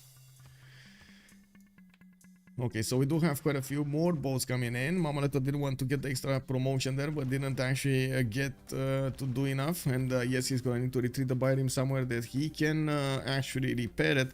I'm pretty sure that Dashgreen is going to be quite happy to just keep on smashing through the Netherlands galleys. But of course, yes, the Netherlands does have the opportunity to heal these boats. It does need to be careful not to move around, because otherwise they're not going to pop those heals. We do have Cothons also starting to come around from Mammaletto. He chose to go Magnus here in the city of Tyre, while yes, we do have him with only 3 cities. I would imagine he's going to try to go Ancestral Hall in this location. He will have quite a few cities to settle on the east side. Probably will stay away for quite some time from southwest of SHALKOWSKY, and we do need to see if he's going to manage to conquer this territory over here to the south of Amsterdam. The point is, and unfortunately he doesn't have that much good land here. I do have to say these desert tiles are definitely a turn-off. Ugh. Ew. Let's see city-states. We got a little bit of time, so let's see city-states. Samarkand, Cahokia, and Bandar Brunei will be the ones for commercial bonuses. We got Lahore with Granada and Kabul coming up for the military bonuses. Looks like Mitla, Bologna, and Anshan will be providing the scientific bonuses of the game, while Cinquetti will be the only one for faith. I do also notice we got no culture city-state over here. No culture city-state. We got some gold being put into Dashgreen's units, and yes, Karkarik is benefiting from quite a few warriors here. We do need to see if he's actually gonna get the technology that matters. And we got Dashgreen 4 turns away from getting horseback riding, while Karkarik is going, oh no, he's going bronze working in 5. Uh-oh. The math doesn't add up, boys. The numbers just don't add up. We got a big discrepancy over there between the numbers. What is going on over here? Error, and this is the blue screen of death. This is what's going on. He will never have enough time to go for bronze working, and unfortunately I don't think he realizes that. Like, because he actually, I mean, I get it, he wants a general. Like, who wouldn't want a general? He wants maybe swordsman because maybe he doesn't think he has a lot of horses or something like that. But oh my god, he's not gonna get there. Like if we got Dashgreen here with such a high tempo, he's getting so many of these archers to attack the units before even the horses get in, and he has quite a few builders able to chop a lot of cities, a lot of production, more science and everything. Oh, this is like, you know what's gonna happen here.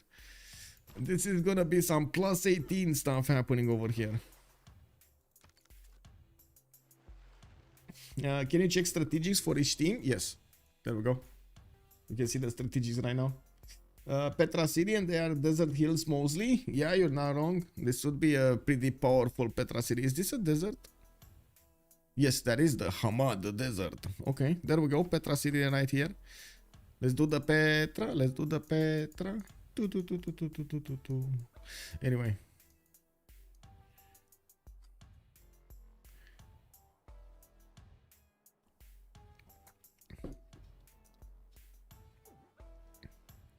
We got Eleanor here with 4 cities. Looks like he did manage to get his Royal Navy dockyards out in some of his cities, at least 2, going for his lighthouses for the extra trade routes. And looking at the gold per turn, he's managing to get 15 gold per turn. I'm still very curious, what is he gonna go for the second district over here? Of course, except his Governor Plaza, which I'm pretty sure he's gonna try to get quickly.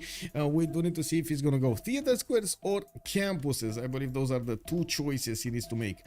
Japan is also on 4 cities. We do have him with that goddess of tides, so he gets the culture out from these coastal resources improved, and he's trying to also get the economy for his teammates. 8 science and 14 culture with 17 gold per turn, 38 production.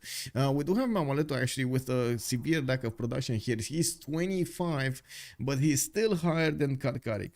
I mean, I guess, you know, it is what it is. Oh, level 1 biting, boys. Stand back. We're moving in. When are they getting their political philosophy? We got Dashgreen going for his stake workforce, also putting some tax on the units of Karkarik.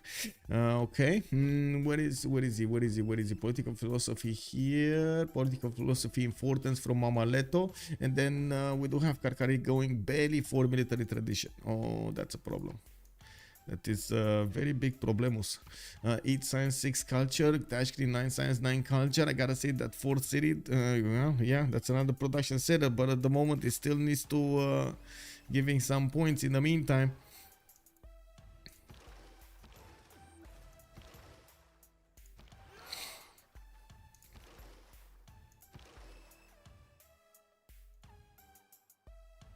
I don't think Netherlands has horses. Victoro is asking, tell him he has none little, so he's forced to go iron. He has a horse style here. This is a horse style, right? That's the problem. He never, look, he has 16 horses. He's making horses right now. Maybe he didn't see it. Yes, I totally get it, but he did place the campus before he revealed horses, or of course got animal husbandry. No, he didn't know. Dutch one have iron in time or horses. Yeah, I mean, is he actually thinking to take this iron tile that's 3 tiles out from his capital? Man, that's gonna be painful. Wow, Karkarik actually got the biting. Okay, I mean, who's gonna move forward now?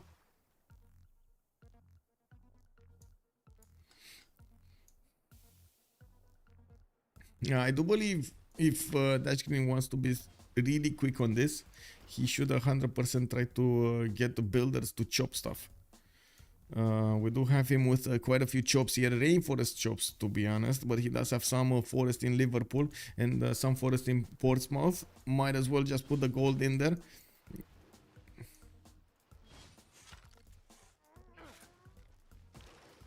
Okay, this is not gonna die here, and I do see the biting. He's not gonna get the second level either. And we do have Mammaletto that needs to get his Governor Plaza pretty soon, and he's working on his next settlers. There we go, Governor Plaza put down.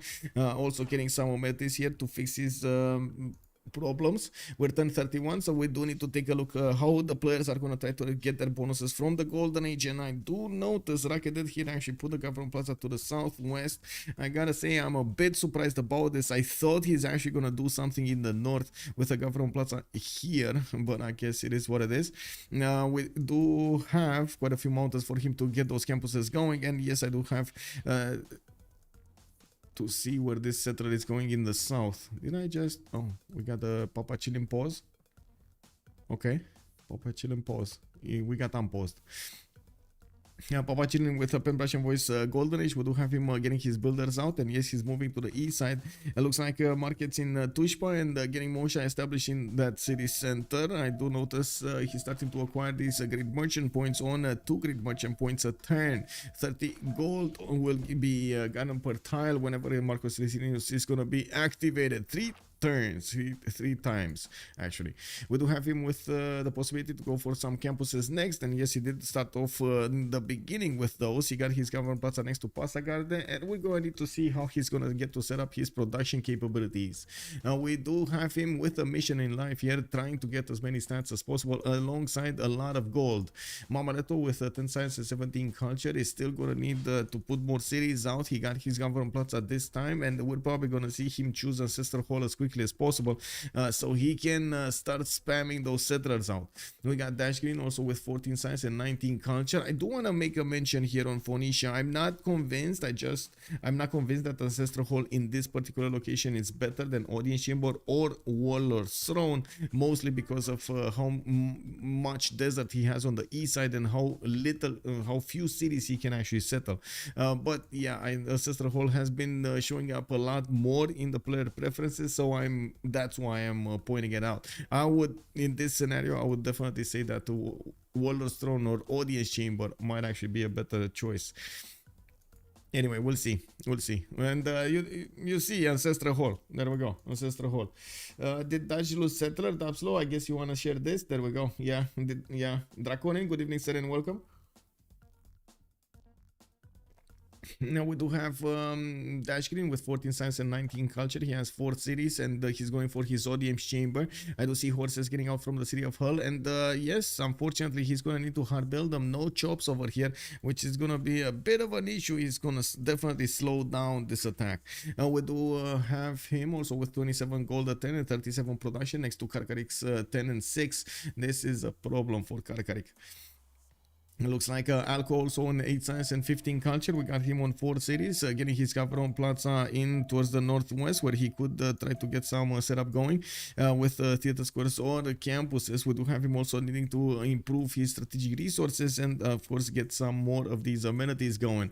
We do have him also with the God of the Sea, which is gathering him quite a few points of production here from the coastal tiles, and Magnus establishing the capital city for those internals to shine. A 5th city deployed to the north of Manchester is going to also give him a lot of gold from these scrap tiles when he's going to get to improve them. We got Sewi on 16 science and 17 culture. We did have him finishing up at the Menanki, getting his audience chamber in the city of Rakedet and putting down commercials from multiple cities, so he can start acquiring those points for the great people, for the great merchants. And we do have him with a Sphinx here, and I'm pretty sure he's going to get another one soon. And it does seem like he wants to settle another city here, which I'm pretty sure yeah, it's fine. He's just gonna need to keep this tile over here in Rakedet instead of that other city.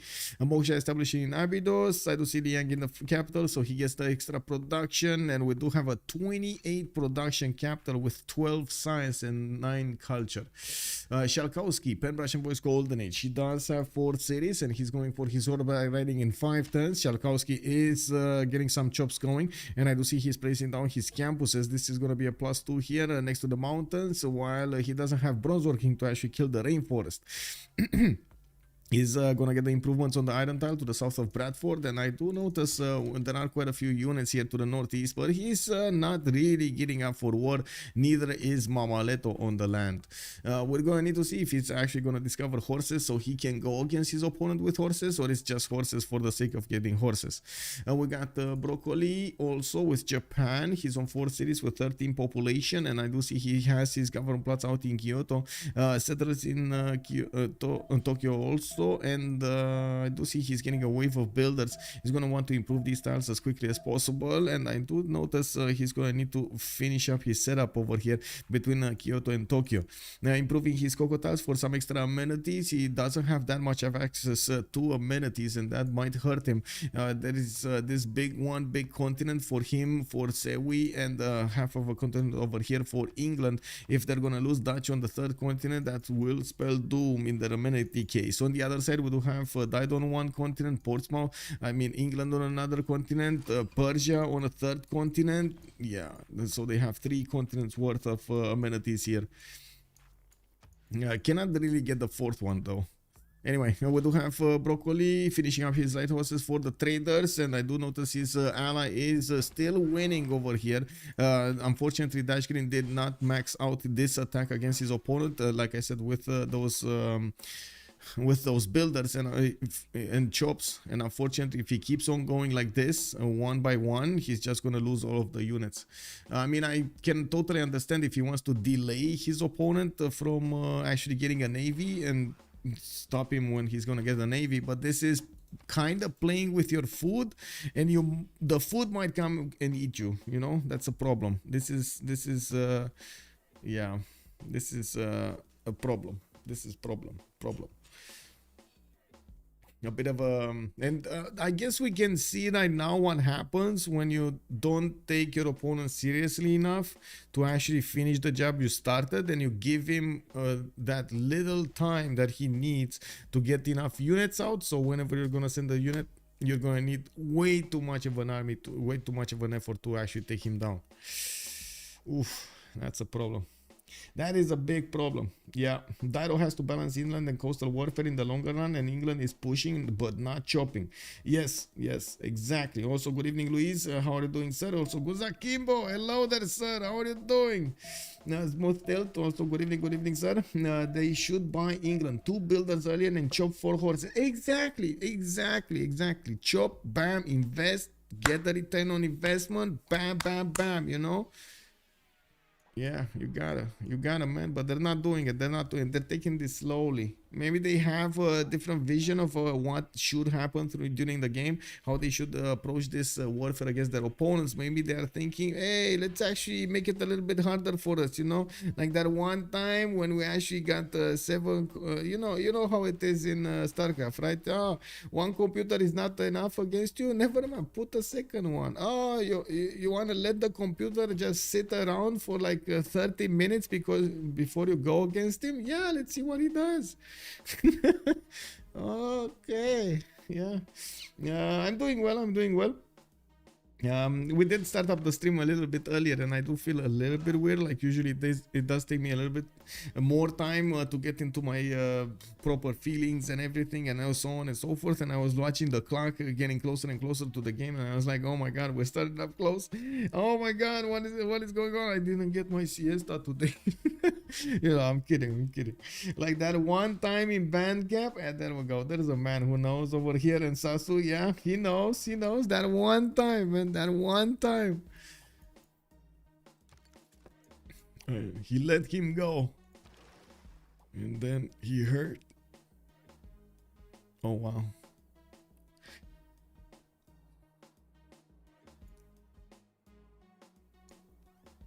Okay, 3 turns for Ancestral Hall to finish in the city of Tyre. Looks like the 4th city of Mammaletto is gonna be inland here. He does want to put it here. Please do not put it there. Please do not put it there. Please do not put it there. Please put it here. I know it's gonna be costlier, but please put it here. It's just for my mind's sake over here. My OCD is gonna go crazy that England is actually not. Sorry. The city is not gonna benefit from the river bonus. Like my mind is gonna be. Anyway, we got Ancestral Hall in 3 turns, so Mammaletto is still gonna need to somehow pass a little bit more time from actually settling that city. Maybe he actually wants to go here to see the vision, you know, see the land, see how it looks like, see how, if he settles houses over there, they're gonna look like in the landscape. You know how you go somewhere and you try to picture something happening somewhere, and you're like, oh yeah, oh my god, yes, I see the chimney right there, and I think we're gonna need to put some flowers over here, and then the highway, you know, just pass it around the city over there. Yeah, just put it over. So EG 2 versus 1 on Netherlands, and EG has 2 simmers, EP has 3 simmers. Yes, basically. Don't ask me, I'm watching 460p because I'm playing Diablo. Wait, you're playing Diablo? Did you see the Path of Exile movies? Oh my god, Asmund did like a commentary video on one of those presentations from Path of Exile on their new hero. Oh my god, man, like how is that possible? How is that possible? I'm of the opinion of Asbon Gold. How is that possible? Like, Blizzard pouring in billions and billions and trillions into their game, and it's bad. It's very bad. You don't play PoE? You should. You should. Wait. You see lags? What lags? The video lags? Give me a second. Oh, I see. Well, give me a second. So let me restart. Give me a minute.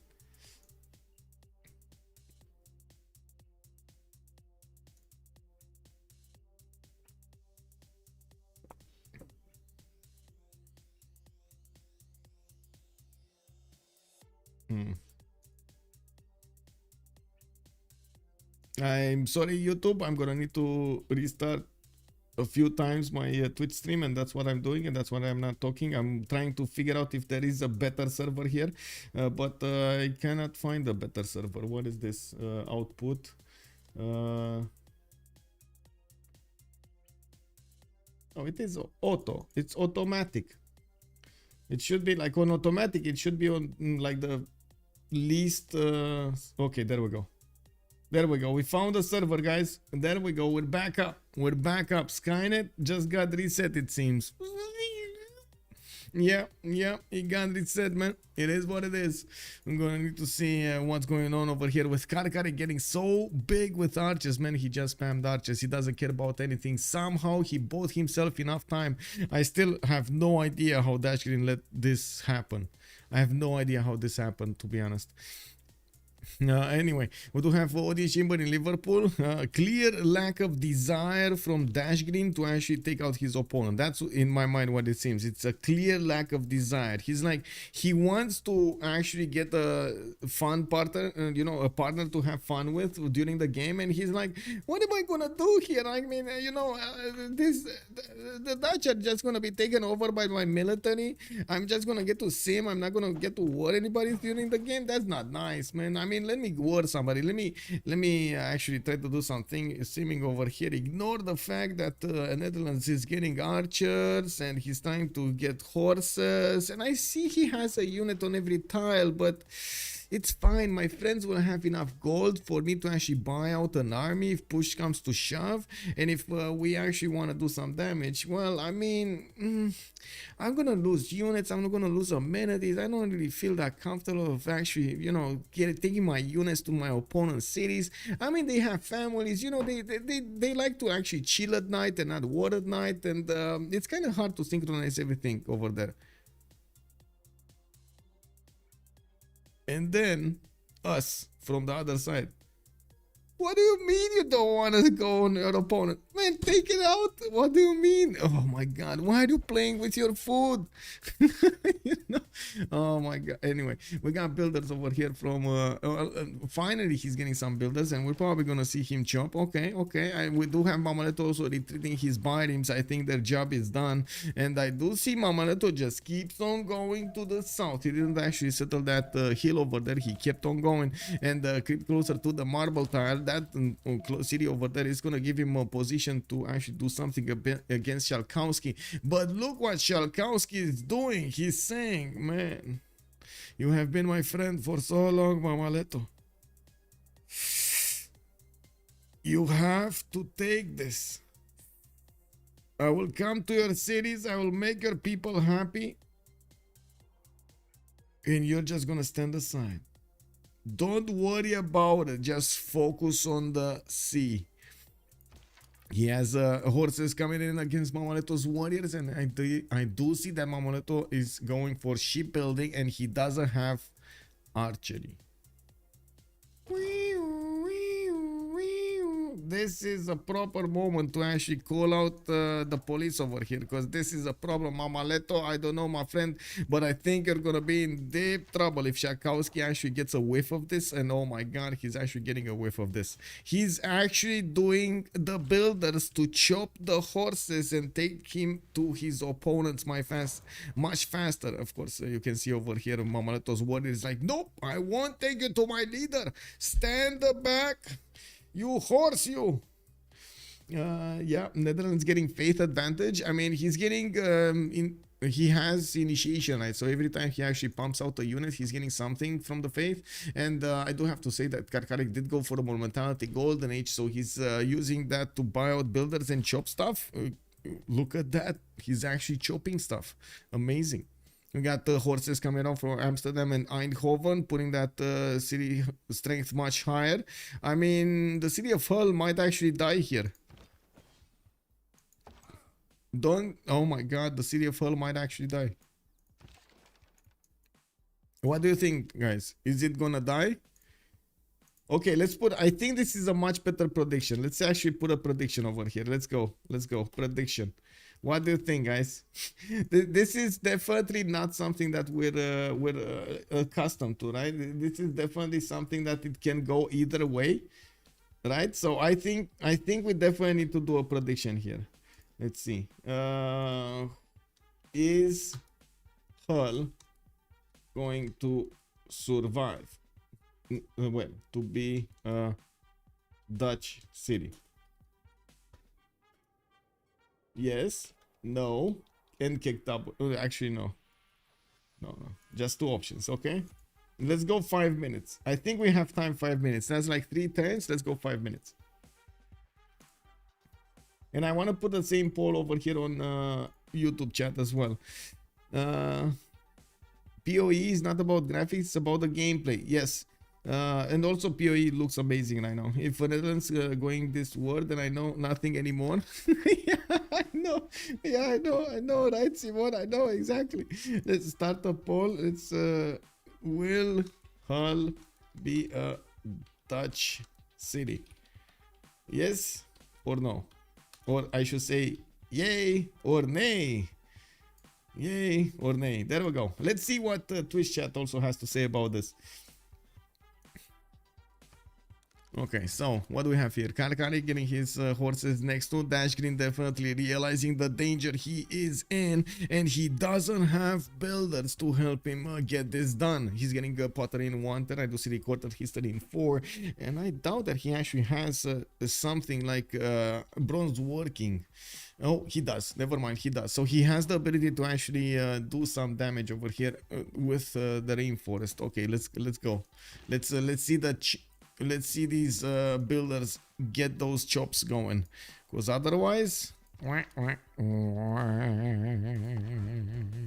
is actually Netherlands gonna sacrifice this warrior to the God King? Dashgreen? No? Okay. In the goal per turn, we do have PAPACHILLIN on 42, Dashgreen 43, Alco on 40, while Mammaletto is on 19. We do start to see a few more cities coming up from Mammaletto, and he is definitely realizing that he needs to defend against his opponent. He has the first horse of England stepping next to his borders, and he did manage to retreat his warrior back to the banana tile, feeding him some bananas to get good. We got SHALKOWSKY also moving his swordsman towards the front line with the more horses. He did manage to acquire a general. He's going to have a general advantage against Phoenicia here, while on the other side, looks like Netherlands still needs to get his encampment training projects. He does have 4 points right now out of 30, while England next to him did manage to put in the card in for a general. He doesn't have the option to actually make it faster. Now we do see Netherlands archers are moving forward, and they do want to get a position to attack multiple units here, and we're going to need to check them out. I would actually say, how come this actually moved from somewhere? That quadrine fleet is gonna die? Wait, is this quadrine fleet gonna die to archers? How can this be? Okay, there we go. He moved out. And I gotta say that's 1 point away from getting the level 3. Oh, that kind of looks like a dead horse. Not gonna lie, that kind of looks like a dead horse. We do have a swordsman coming up in 2 turns from the city of Hull, and of course Netherlands did manage to get another tile here. That horse will need to retreat, and he's going to need to put another new one on the battlefield, just as we were expecting England to do with a lot of reinforcements here. Dashgreen did manage to get a significant advantage when it comes to the stats, 27, 20, and of course a 52 production versus Karkarik's 18. We do have also PAPACHILLIN on 75 production versus Sewi's 73. Looks like the simmers are tagging along each other here. We do have Arena also put down from Rakedet, and we might actually see Colosseum being put out over here in between the cities of Sewi. He's gonna get a lot of bonuses, so many amenities here. I'm still a bit surprised we don't see a second Sphinx here. I would have thought he definitely wants that culture and faith. Oh well, it is what it is. Now, okay, we do have hanging gardens being put down in Birmingham, and yes, I do see new settlers being put out in the production queues. While he did choose to go for theater squares, we got Alco on 17 science with 29 culture, chose to go Magnus first, and then follow up with Moksha. I'm pretty sure we're gonna see over here in Birmingham something like Pingala, and he definitely needs to wait for those writers so he can get everything he wants.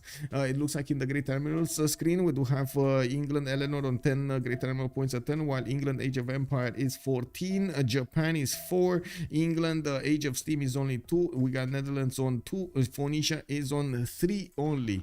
And I gotta say, Phoenicia over here still has a bit of a problem. These horses of SHALKOWSKY are getting in and they're doing damage. We got Mammaletto 2 turns away from getting horseback riding. He's desperately trying to get his warriors to stop the bleed and putting out his archers on the battlefield here.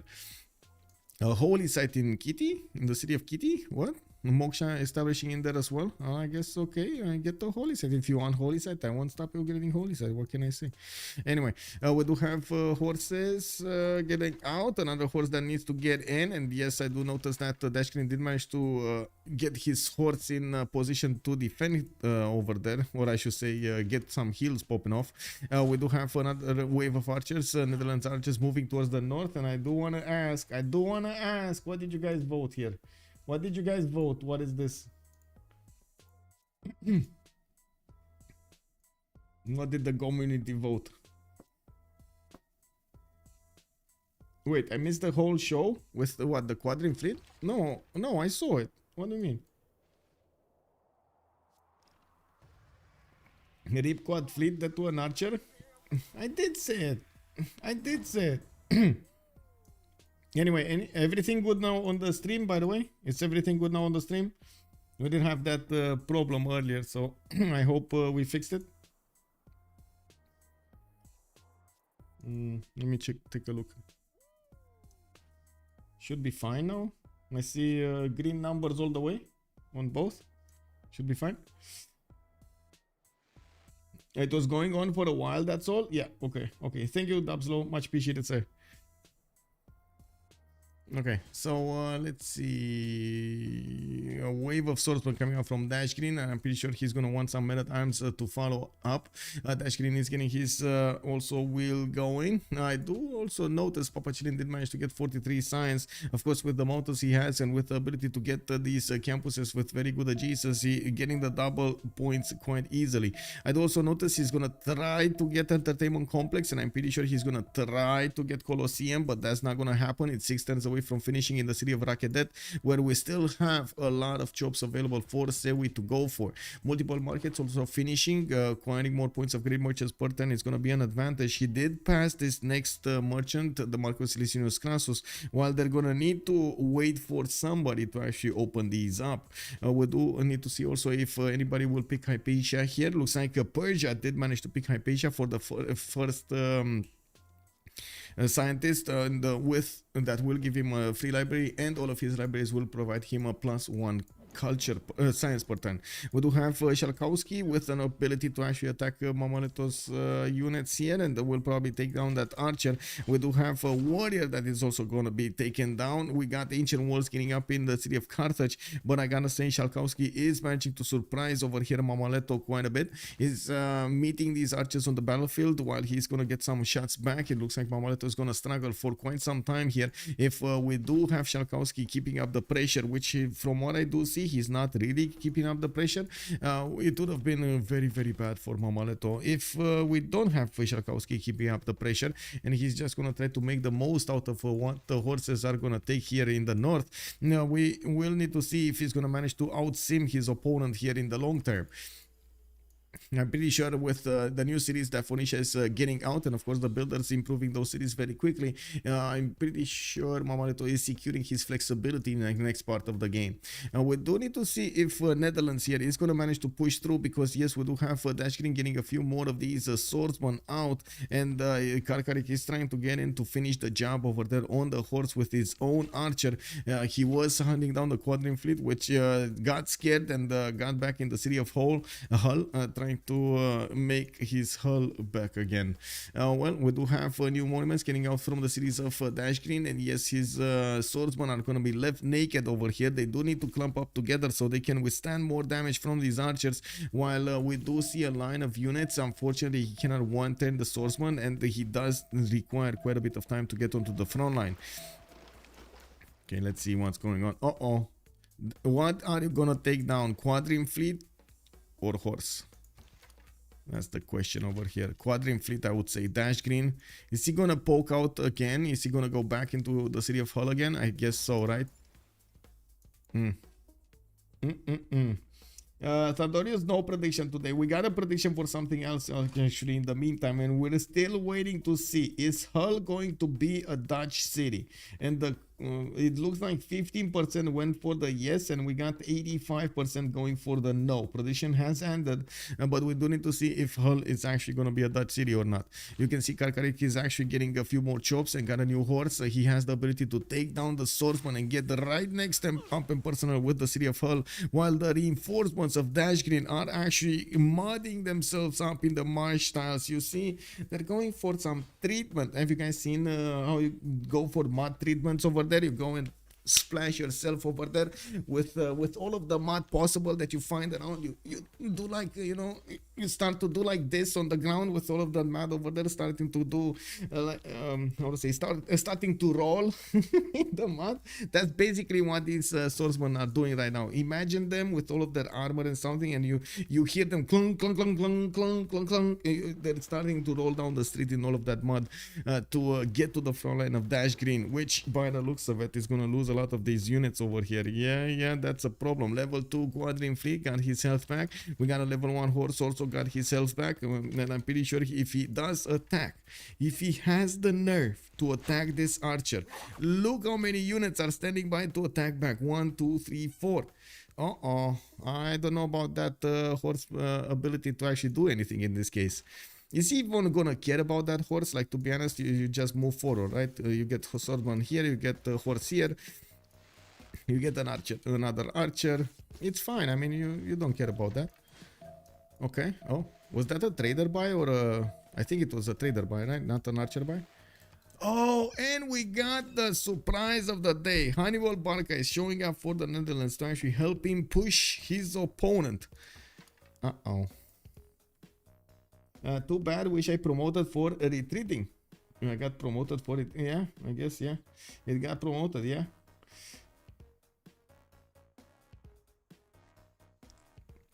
The fleet is still up.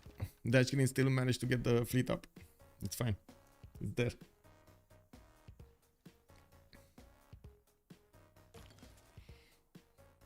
Okay. Let's see. What do we have over here? Sosman getting hit. Doesn't have enough promotions. Oh, he didn't get it. That is unfortunate, actually.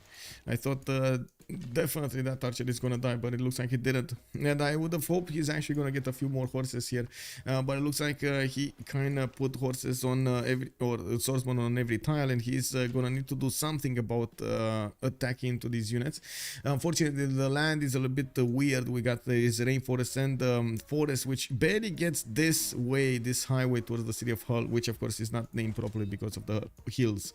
Looking at Carthage, we do have a bit of a problem for Mammaletto. SHALKOWSKY is going to ignore the city of Carthage after it got walls, and he's going directly for the city of Tyre. Well, yes, we do have a horse there, but there are also quite a few tiles that could be pillaged, and that it might actually be SHALKOWSKY's target. He does have a few mines that he definitely can get his hoofs on, and we do have him destroying the Mercury, for example, on the west side, while he's getting that happiness level of his opponent down.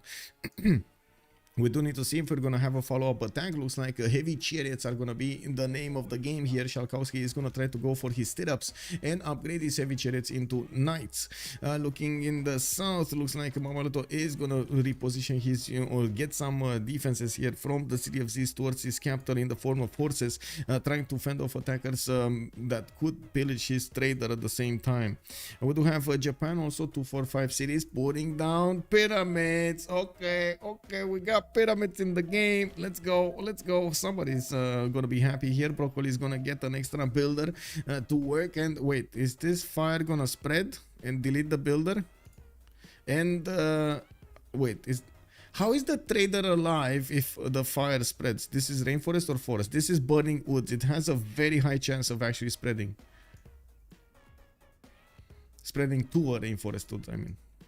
Do a forest woods. So basically the spread works only on like the same tiles. Same, yeah, there we go.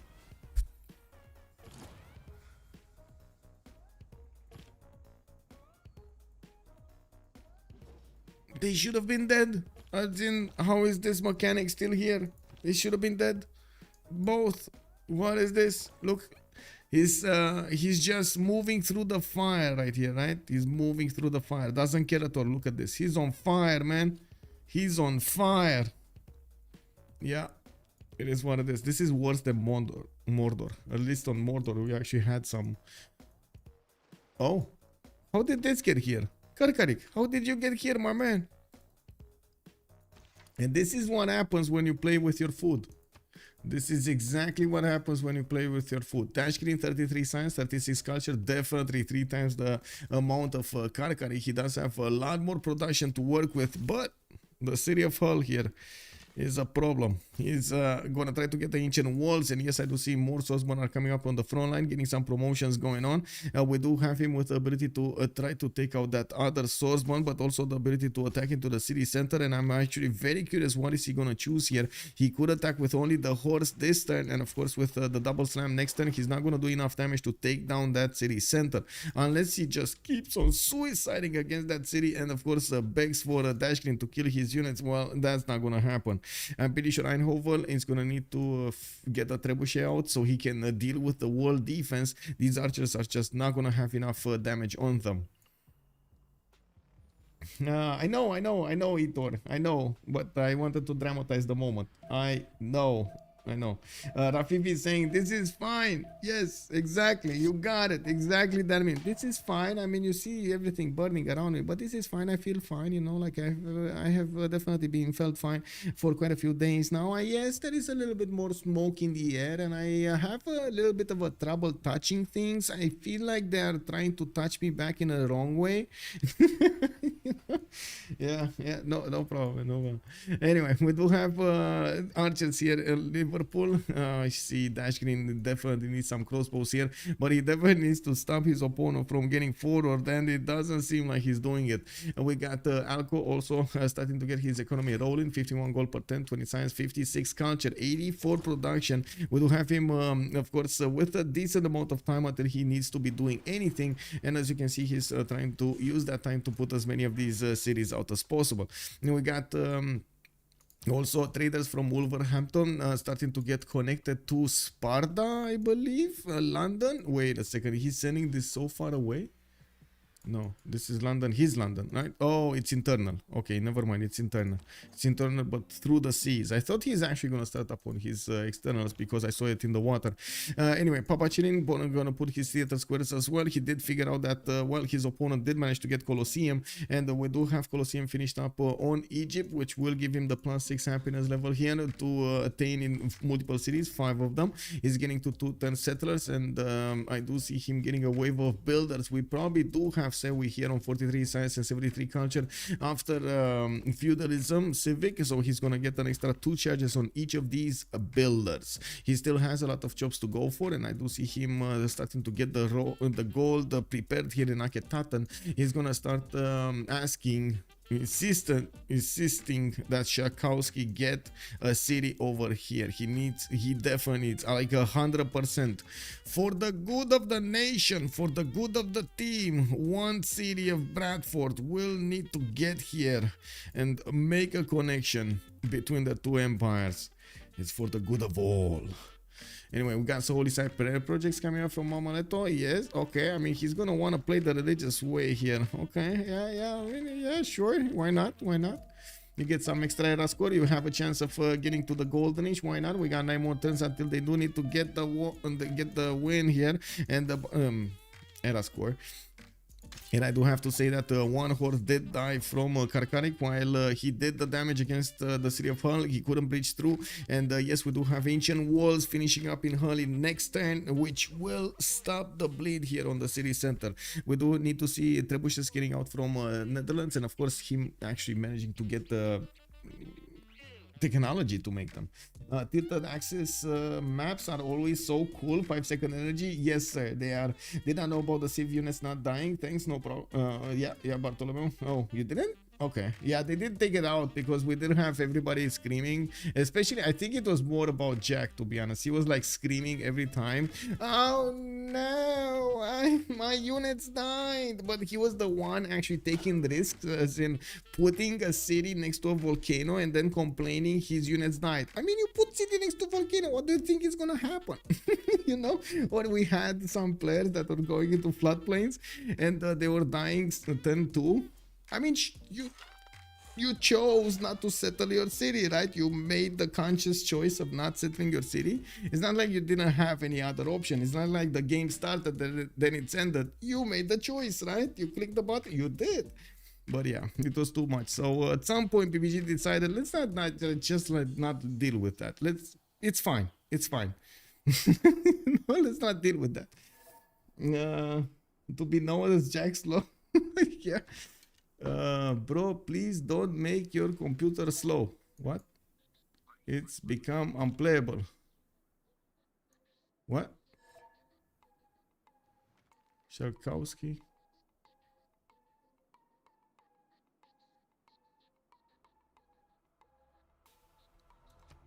Oh, City of Ziz is getting snapped. Nah, it's not. Nothing's gonna happen here. The horse is inside. It's fine. Not enough horses for SHALKOWSKY. If there would have been like another 3 horses coming from the southwest of Ziz, I would have said that city is dead. But in this case, I don't think the city is dead. Actually, on the contrary, he's gonna defend. It's just so annoying that Mammaletto is gonna need to deal with this. A lot of military is gonna need to build up. He doesn't have the science. He doesn't have the culture. SHALKOWSKY is managing to get it. And why is saying that Dashgreen?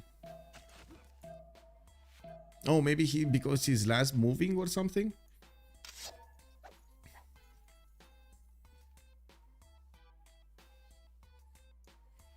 I'm very confused about this discussion.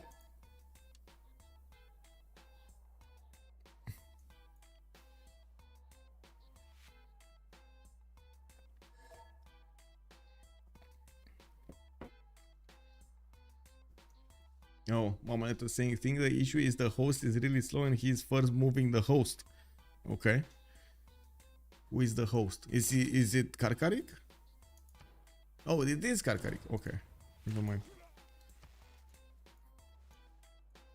Wow, and another host dies. Whoop, whoop. We got walls up in Dashgreen city of Hull, and yes, that level 2 quadrim fleet is doing God's work here, doing the damage against these archers and taking them down if they're close to the coast.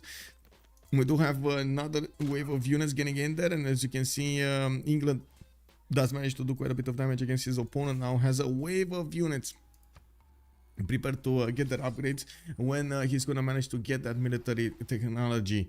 We do have him also with a few more chops available, and he's trying to get quadrims. Looks like he's going for construction in 2 turns, and feudalism he just got it in 1.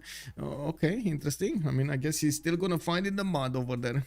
Yeah, I mean, who am I to tell him no, right? We got Mount Everest here also gonna get big for PAPACHILLIN. He's gonna get his industrial zones from Bactri. Yeah, Passagar, they're gonna finish up an industrial zone. One single theater square in the city of Tushpa, so he can get a little bit of whiff of a writer, but that's about it. He's gonna get science 65 culture, and I do notice Temple of Artemis has been finished in Tushpa for more amenities. That's pretty good, actually.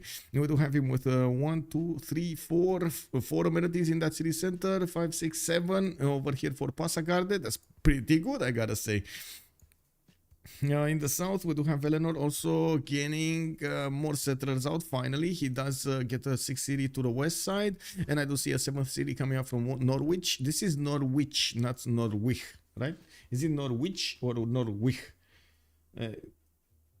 Should be which, right? Which, or is it each? Is the ch with a T inside also, like TCH or something? Hello, sir. Good evening, sir. Why is Heminin so? You mean who? Who? You mean Karkarik? Oh, Wilhelmina. I see. It's no ridge. What? Really? It's with a D? It has a D, not a. Okay, that's so weird, man. Anyway, Jan Floyd, also good evening, sir. The loyalty in Eindhoven is bad. Yeah. He got it. He got it back. He put over there Victor. I mean, there's so much population gathering in the other cities, right? He does have a problem with the loyalty. If he's gonna go Dark Age, and his neighbor is gonna go Golden, he's definitely gonna lose that city to loyalty pressure. And we do have him actually going dark. Look at that. He's going dark, and Dashgreen is one of the closest one we have to a Golden Age. And yeah, Dashgreen is starting to find his footing over here, starting to make a line of units to go against his opponent. This is just like you see in real life, right?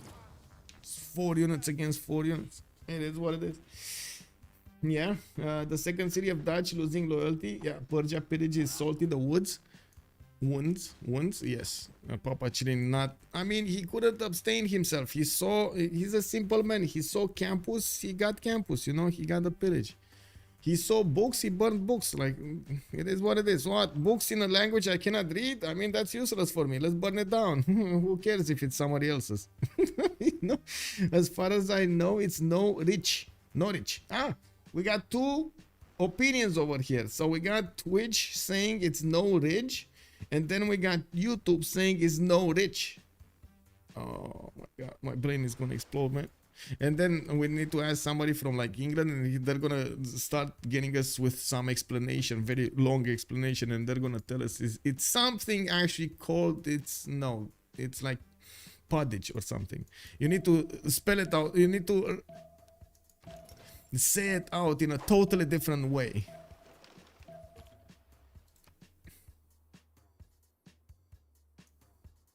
Or something like the last letter is not pronounced. What? Anyway, a great lighthouse coming up from Liverpool. Yes, we do have quadrims from Portsmouth and quadrims from Hull. I'm a bit surprised about how many quadrims he's getting, to be honest, but I guess it is what it is. He's also going to start doing quite a bit of damage against these galleys in the choke point if he gets to creep closer there. But first, he needs to deal with the archers his opponent is putting on the battlefield. He will need to get a Golden Age, and I'm pretty sure he's going to also want to get Monarchy here. He's still in Oligarchy and benefiting from that. And he did also manage to get Audience Chamber in the meantime. Stayed on 4 cities for a long time because he had this problem with the Netherlands being very, very obnoxious here. But he's now stabilizing, and we should actually see him do quite well. Looking at PAPACHILLIN, he's still gonna get 2 of these mines pillaged, and I do see that he's now moving, and PAPACHILLIN is oh my god, he's gonna lose these warriors. No, he's not. I thought it's enough damage, but it's not enough damage. How is this not enough damage from the archers to actually do against this? Anyway, it is what it is. That's gonna get pillaged 100%. Now, looking at the Japan, he did actually manage to put the city of Osaka we were thinking about at the beginning of the game, and got a Diplo quarter in it. And we do see him also benefiting from that extra golden culture. And yes, I do notice that Japan over here is starting to get quite a bit of gold on his side. Not a lot of science though. 45 and 89 culture with 60 culture and with 60 gold at 10, 105 production. Getting his setup finished with multiple aqueducts. Getting into, oh, this is beautiful. I gotta say this. This I like. I really like how he's actually putting everything and making use of all of that extra adjacency of Japan. I mean, these are gonna be insane. Like, these industrial zones are gonna be insane. He has 2 aqueducts that are finishing next to these industrial zones. No space in between. Okay. Norwich. Okay. Kind of rhymes with porridge. Yeah. Norwich porridge. Google Norwich pronunciation, you can hear it. Milambert, merci beaucoup. The thing with, well, first of all, I do want to get some discussions going on over here in the mind as well. But on the other side, not always. Google, it's not happening always. Yes, a lot of the times, like in the clear majority, 85-90% of the time, we do have Google Translate doing well, but not always. Norwich. Norwich. Indeed. Norwich. Norwich. Yeah, I guess Norwich. Norwich. Norwich. Norwich. Anyway, Norwich. Norwich. Whatever. Anyway, we do have Theatre Square festivals in Abydos. I do see Acurax in Aketaten, and yes, we do have a foreign ministry from Raketet. Settlers here moving out from Sewi, another 2 of them, and another 1 or 3 of them actually. 1, 2, 3. He could try to go towards Zangi Dangxia, and I believe he did actually discover it with a slinger, but he does need to actually get shipbuilding and get into the D styles over here so he can get forward. The lake is stopping him with the mountain. We do have Mammaletto pushing back SHALKOWSKY, but now SHALKOWSKY is coming in with the knights, the big guns. He's getting them out of his cities, and SHALKOWSKY is gonna want to take down his opponent before his ally is being taken down. He must not lose this war against Mammaletto, or let his team actually go through this. And we do have Dashgreen with Raj and Dracula. I do see he is printing in 8 turns. Person is finishing up in 1 while he's still fighting in the mud here. He's trying to get an advantage to attack Amsterdam directly. Mammaletto did lose his 2 units to the south of Amsterdam, so that city cannot be put under siege easily. And we do need to take a look at the era score. How is it gonna evolve in the next 4 turns? While we do see everybody trying to run towards that golden age. We got PAPACHILLIN 9 points out. Looks like Mammaletto is going to be in a dark age, or at least normal age. We do have Dashgreen 5 points away, but he's finishing his great lighthouse, and he's going to get those points from there, or at least 3 points. We got Alco on 46 out of 55. He does need 9 more points. Sewi got his golden age. SHALKOWSKY is 39-39. He needs 11 points to get there, and I do see he's focusing this war as much as he can. I gotta say, Mammaletto is gonna be denied over here a golden age if the effort keeps going on, and there are so many knights getting out of the cities of SHALKOWSKY. He has a general for them. That's something that Mammaletto is definitely missing here. Broccoli also did manage to secure his golden age, while Karkarik is yeah, you know, Karkarik is Karkarik. A bit unfortunate they're killing the host though. Wait, did that actually have anything to do with the fact that Dashgreen actually played with his food? I'm still trying to figure out, you know, like a logical reason. Gnowich, Gnowich, yeah. Rambling Man, good evening, sir, and welcome. Luke Kang, yeah, that's right, okay, from the UK, okay. No matter how many times we teach him the pronunciation, he always forgets. It's hopeless. Oh, really? Wow, I'm hopeless, man. Yeah, I guess I'm sorry, Machiavelli, you lost hope in me. I'm so sorry, man. They're looking across the bay of the world and saying no thanks. Yeah, I mean, you know, it is what it is. We got an encampment project finally coming out from Mammaletto city of Ziz, and I do want to see if they did manage to actually go through the first ones. No, Netherlands is getting there. Looks like England is 1 point per turn. The other England is 2 points, while Phoenicia is 1 point. Well, this project might finish and will give in the necessary points. While we did have one Netherlands general here recruited, yes, we do have one on England also. Dashgreen is benefiting from the help of Trunk Track on the front line. That goody hut is so lonely on that hill. I don't know. I have no idea how this actually stayed here. Like, this is unbelievable. Nobody actually got the goody hut. Nobody sent anything to that place. It's unbelievable. Oh well, it is what it is. No time, I guess. Sheffield here coming up with his Renevido cards. Wolverhampton getting more theater squares. He's following up with Great Bass. And I gotta point out, he did start up his campuses here in the main cities also. It did take him quite a bit of time to get his setup going for his stats here. But right now, he's 39 science with 89 culture. Also 100 gold a turn and 100 production. I would imagine broccoli is gonna explode in the next few turns here. He has 127 production. He's getting his water mills. I do see theater squares from Tokyo, and Kyoto is gonna finish the workshops in his industrial zones here. +8 industrial zone without the double card. Yeah, this is gonna be big. This is gonna be big, but it is gonna matter what's gonna happen here. First of all, with Karkarik, and second of all, if Mammaletto is gonna withstand the attacks of his opponent, because SHALKOWSKY here is gonna keep on chewing on these units of Phoenicia and gonna force as much as possible Mammaletto to build an army to defend against him.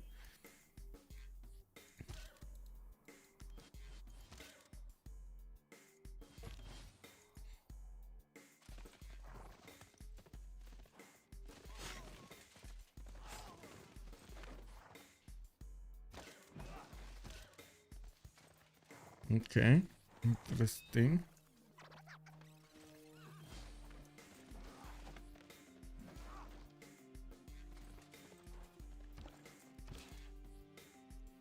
Okay.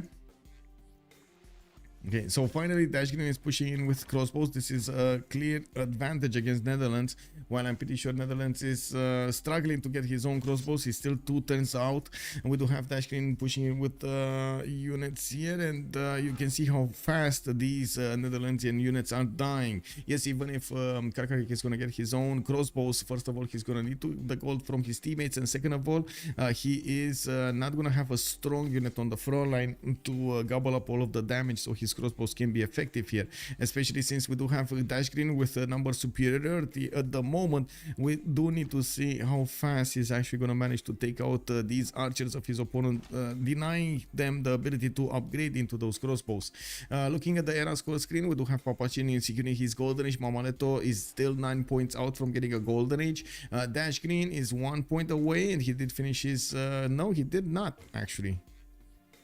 Did he actually switch to get a builder? How many turns? 2 turns. Okay, so I guess no, he's not gonna get it next. He can't get it next turn. Can he get it somewhere else? Maybe like a levy or something, or a city takeover. Does he have a city? Yeah, he does have Kabul. Probably one of the reasons he actually has so much experience on that quadrine fleet. It's a level 3 quadrine fleet. Oh my, that's so much damage against the galley. He could try to bully his opponent. First move, last move, first move, fast move, first move, last move, you know. Oh, that's a level 4. That's a level 4 quadrine fleet soon. Oh, that's beautiful. That is beautiful. Anyway, I guess, yeah, there we go. He figured out that Great House needs to be finished well before the builder gets out, and he's gonna need the points from it. We got Alco also 5 points out from getting a golden age. Looks like he's gonna finish the Great Bath and gonna get to 53. And he does have foreign ministry from London, and he started acquiring quite a few writers. I believe he's actually one of the few ones that are making writer points. We got him on 7, Japan is on 4, Egypt is on 5, Persia on 1, and yeah, we do need to see how many of them are gonna get recruited here from them. Looks like Egypt did manage to roll 2 of them on England, and 3 of them on England. So, okay, 3 Eleanor, Aquitaine, and 2 on Cleopatra.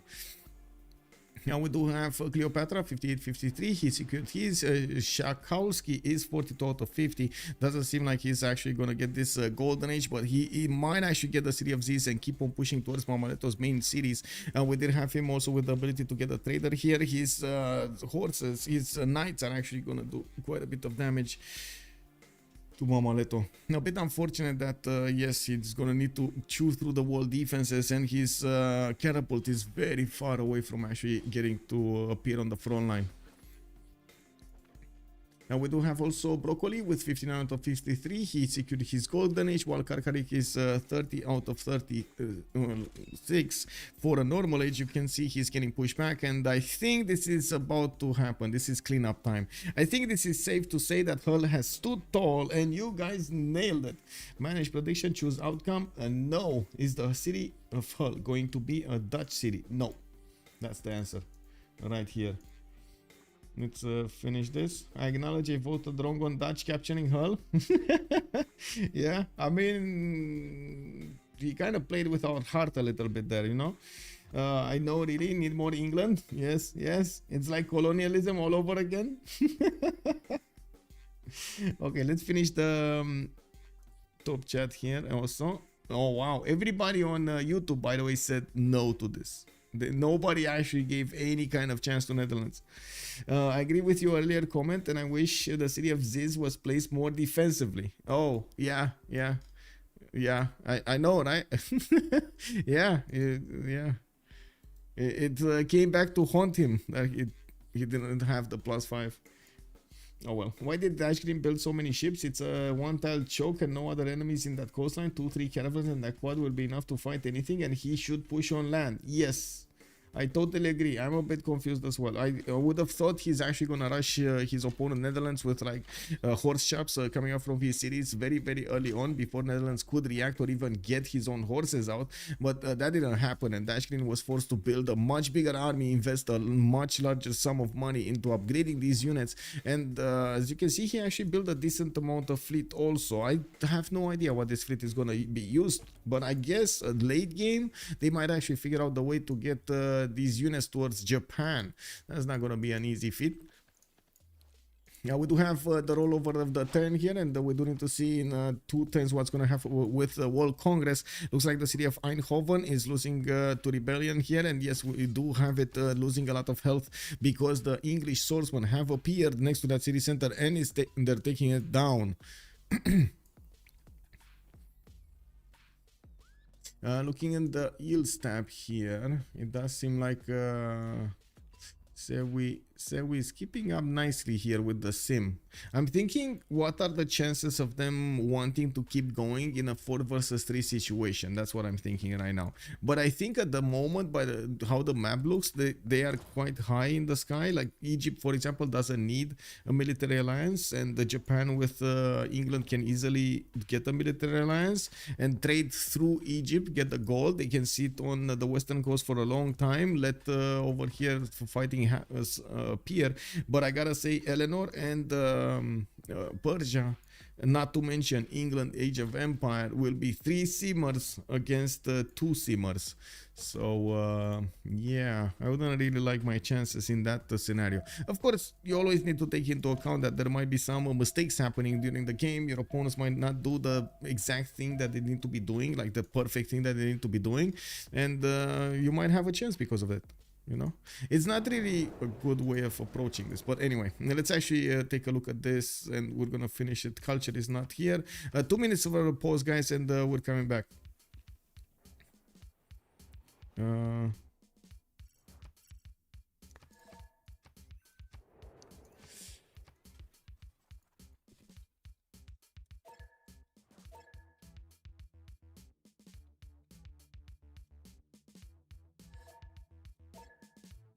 Okay, so be right back.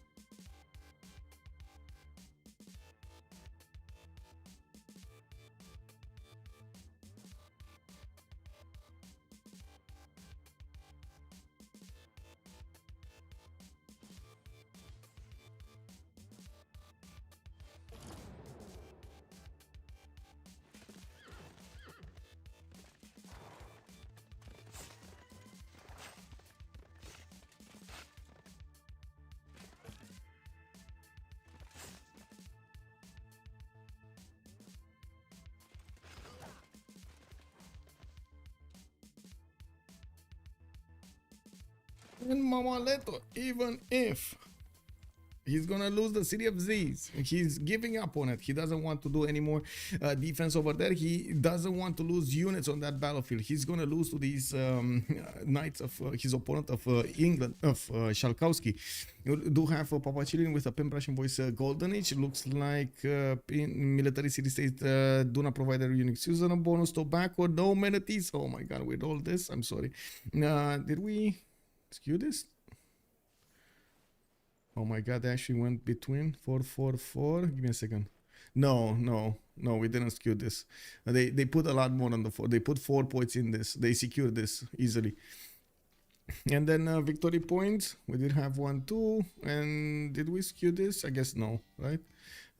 6. Let me see. It's 6 plus 5, 11. And plus 5, 16. Plus, what is it? Alco, 5. Okay, 21. Now we do have SHALKOWSKY here about to take over the city of Seas the next turn, while we do have Dashgreen moving with his galleys to the southwest. It looks like Mammaletto did get a horse here in the front line. Now let me put back my chats where they need to be and see how this is going. I agree with you earlier. Oh, I did see this. Title normal age, big woof. Yeah, 4 versus 4 gonna be a 3 versus 3. You think? No, I think Phoenicia is gonna stay alive. Like he has the support of his teammates to keep on pumping stuff into his units here. He's going to get military tactics and he's going to upgrade a lot of these swordsmen into men-at-arms. It's going to be a much easier time for him to attack into his opponent with that unit or defend against his opponent. He's still going to lose the city of Z's. I don't think he has a chance of getting that back, or at least not anytime soon. We're going to need to see how much effort we will have SHALKOWSKY do against him. Looks like also Cahokia was a bit too hard to handle for SHALKOWSKY. We do have Mammaletto normal age. Dashgreen is a free inquiry golden age with 70 science and 31 culture. He did manage to get Eindhoven and he's going to get Amsterdam pretty soon. He does need to take care of the wall defense there, and I'm pretty sure with the amount of crossbows he's not going to really need catapults. He did get 1, 2 for good measure, and we do have him actually with the third one actually coming from Liverpool. Also getting intelligence agency in 5 turns here, while the city of Leeds is getting new builders. Is probably rolling into that feudalism timing. We did have also the encampment of his opponent city in Netherlands being taken down. That's going to be very easy for him to go through. Alco with 102 science and 87 culture. He did chose to go for the free inquiry golden age. Now he's pumping out the science from all of these Royal Navy dockyards, also getting his campuses out, not to mention getting his lighthouses for the extra economy. It does seem like in the economic screen we do have a much bigger number on the escape ghost than we do have on escape Posel, escape business. Or this is in the escape business. I think that's how you say it, right? Do we have anybody that knows what escape Posel actually means? I think it's in the escape business, but it's just a hunch I have, not something secured from like information secured from them. We do have Sewi 72 science with 176 culture, pen brush and voice golden age on amazing Egypt here. We do need to see if he's gonna manage to roll more of these writers. He did manage to get Oracle. Okay, he did manage to get Oracle and put quite a few more cities. We got him on 2, 4, 6, 8 cities at the moment.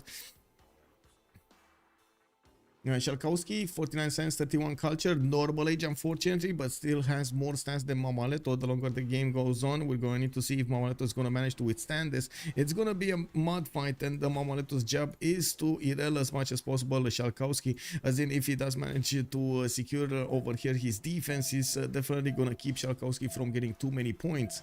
Broccoli 58 science, 140 culture. We do have Hojo with a lot more campuses that he needs to get out of his cities. He did prioritize getting the production rather than the science at the moment, and right now he is in a pen brush and voice golden age for the extra culture. We're going to need to see him spam out these campuses and get as many points of science as possible in this era.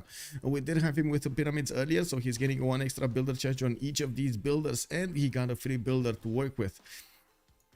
Let's see the warfare here. Amsterdam got the walls up. We do have the quadrims of Dashgreen, especially the level 4, managing to do significant damage against the boats of Karkarik. Wait, if Karkarik dies, I think the host flips to me. Yeah, okay, it's fine. We do have Karkarik on barely 5 and 7s, and you can see he's in a dark age, so he's on his deathbed right here, unfortunately.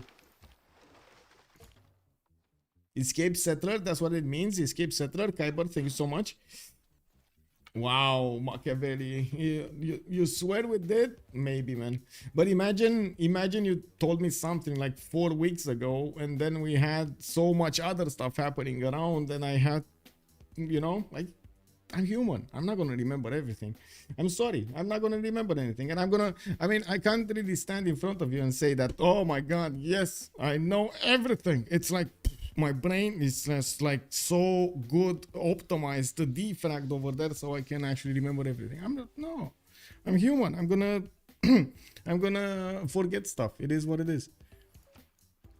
Yeah, I do try as much as possible to remember, but it's probably gonna take like 3, 4, 5 times until getting to use that, if I do get it in my system. Anyway, consulate in Manchester. We do have a campus in Wolverhampton, and yes, Bone Amphitheater is getting into these cities of Eleanor. We do have him on 10. Great writer points at 10, while Egypt is on 28 points. Whoa.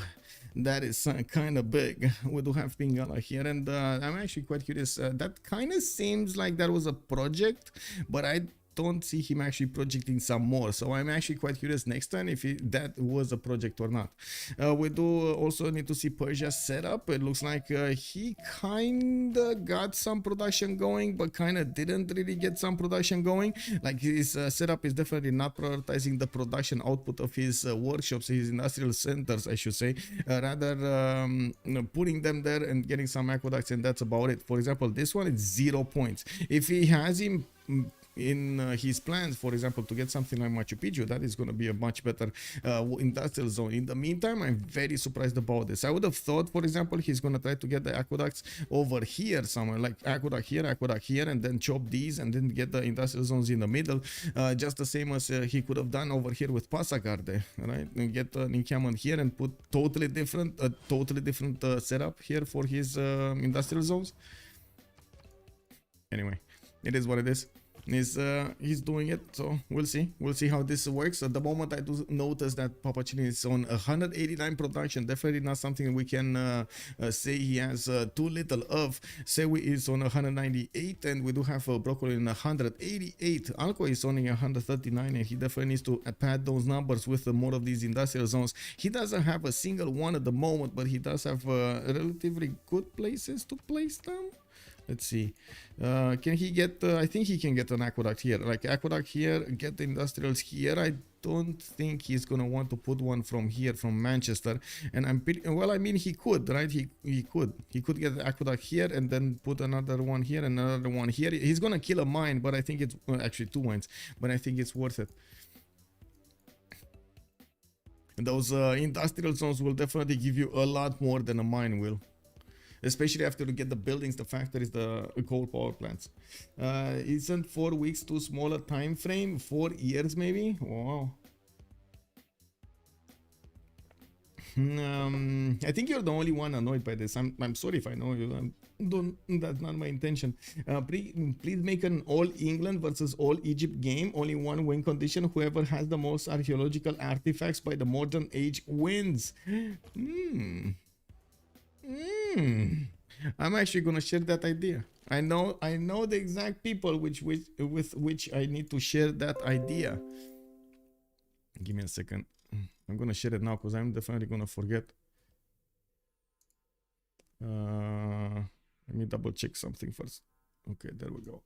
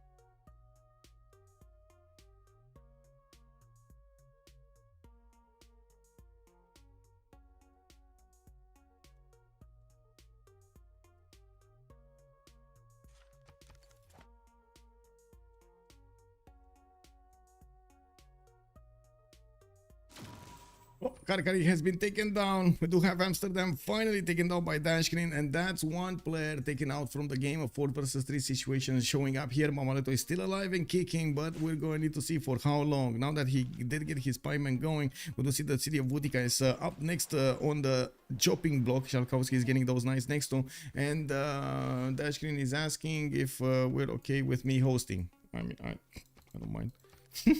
Is it up to me or is it up to? I guess it's up to them, right? Kick. I don't mind.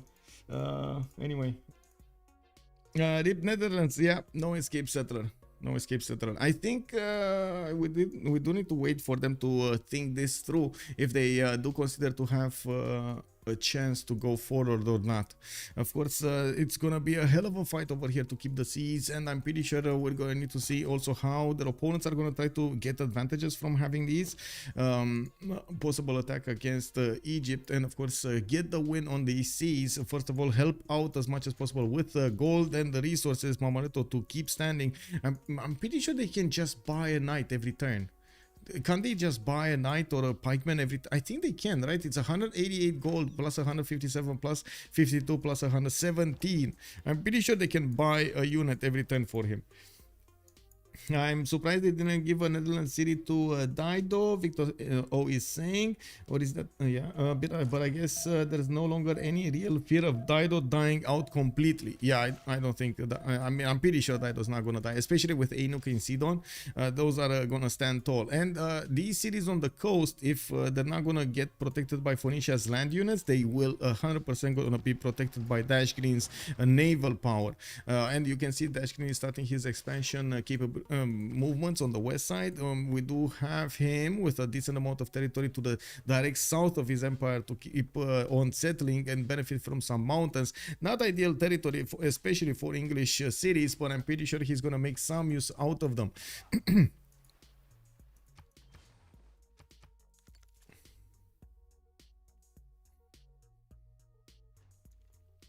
Dido can always just move her capital too. That is also true. Also, Papa had seen the escape settler many times previously.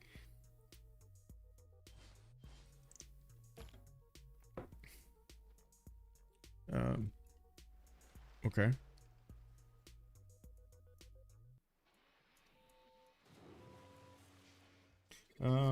Potato Chan. Yes, no more Wilhelmina. No more Wilhelmina. We need to light the candle for Wilhelmina. Machiavelli is saying that he's concerned, not annoyed. Last time I was a pathologist, he spent a lot of time dedicated to checking my memory. I mean, I guess I do need to get some pills of, those things. Lecithin? Isn't it lecithin? Lecitina in Romanian? I don't know how to pronounce it in English. In Romanian, it's lecitina. Yeah, to make my memory work faster. It is what it is. Okay, I don't know what you are referring to over there, Dubslow. You're saying Papa has seen the escape settler many times previously, and I'm curious which settler. Are you talking about a possible Wilhelmina settler? He actually sent one to the south over here. I thought he didn't. I thought he didn't actually make another city. Did he try to make another city? Or was this actually? No, I think Anuk was sent actually by Mammaletto. It was built, right? Okay, so they did take the settler. Interesting. We didn't catch that. Nice. We got that. Nice. Now, looking at what's going on here, England is going to follow up with his art museums into his cities here. And yes, we do have some builders getting out from Manchester. I do see great writers also still. I mean, they have no slots to actually start their works in. And by the looks of it, he's definitely going to need a few more cities. He's trying to expand into the islands on the east side. He has quite a few of them to go for. A couple, by the looks of it, it got levied by Dashgreen, so he gets some extra era score points there. While he did manage to take over his opponent's capital, he's also going to start expanding very rapidly here to the west side. I would think he's actually going to settle that horse and try to benefit from the plans for campus in that territory there. Amsterdam is also coming with a bit of a gift, a 0 adjacency campus, while Eindhoven is also going to have a 0 adjacency campus kick. He does need to repair the encampment, so he gets that adjacency going. And I think this is about that time. You need to go the GBL way. Gold, buy that library. They have so much gold. We got campuses. Oh, wow. Wow.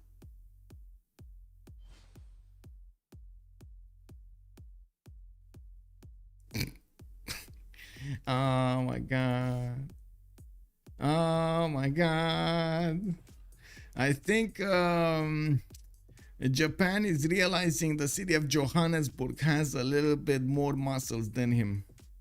Just a tiny bit more muscle. Like definitely those are some thick thighs over there and some thick arms, you know. I mean, I don't know, man. This is like on this side, I kind of feel bad, man, from for Escape Posel. Like they went from that lake into a well, then they went from the well into a bucket or something, or even deeper in the well through the remaps, and then we have them like getting the water spawn for the Wilhelmina, and even Johannesburg is finding it a good moment to go against Nagoya and take a city from one of the seamers of Escape Posel. Can you imagine how much he's gonna lose because of this? That whole setup with industrial zone, aqueducts, theater square, campus. That's a 10 pop city right there next turn. And one, oh my god, man. Wow, this is criminal. This right here is, wow, plus 18, man. And I gotta say, we've seen it before that Johannesburg. Oh yeah, no. Oh my god.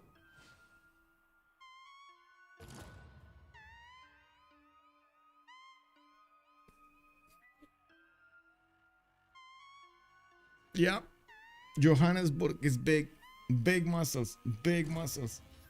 Yeah, I'm actually gonna clip this. I can't believe I actually got 2 clips out of this. What? Let me clip this. I'm gonna need to add a voiceover or something. Oh my god. That whole setup with industrial, and I gotta say,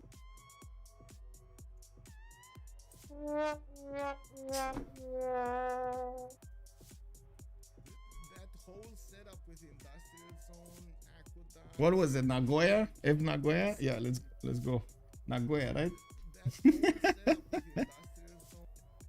Oh wow, man! Oh wow. Do we agree Scapegoats won this game? No, well, not yet. Their opponents need to agree. How do you lose to a CS? I mean, yeah, it's happened. It happened before, man. I mean, I guess it is what it is. It is what it is. PAPACHILLIN over there. I don't know if he knows about this. I don't know if he knows that his city state actually took out the city from Japan. That is so funny. We got Sunderland actually being pushed here from Alco on the west side between Singapore and Chinguetti. Lushan Shizuoka did also get placed here on the east side of Japan cities. We do not have a connection city yet, and we do have Alco keeping an eye out to see if there will be any kind of Japanese mischief happening here. As you can see, we see SHALKOWSKY asking for a 3-minute break. Okay, let's give them a 3-minute break. They consider levy, but decided better to let the units continue. Ah, there we go. Okay, thank you. Some Japanese mischief, exactly. Okay, so I guess let me put up over here the countdown timer, and we're back in 2 minutes and 45 seconds. Oh my god, let me get something to drink here, because oh my, this game, man.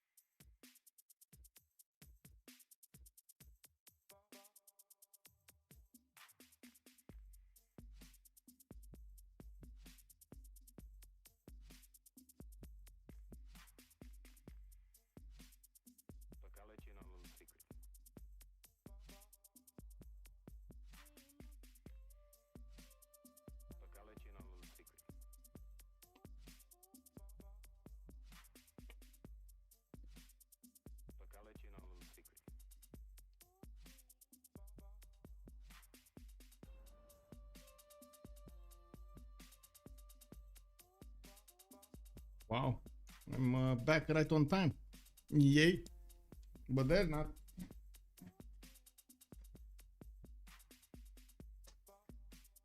Oh no. Whatever. My chair is on the wires.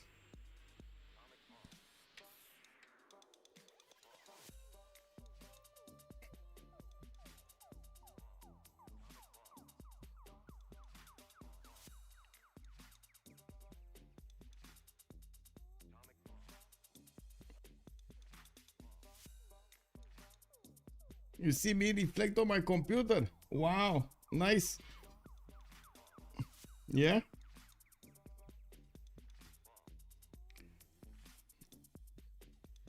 Losing a team member and then that city they are sitting to have a team talk. Yeah, they might be. They might be having a team talk right now. They need to decide what to do because there's gonna be way too big of a fleet from England to push through, and I would imagine he does know about this copper tile over here.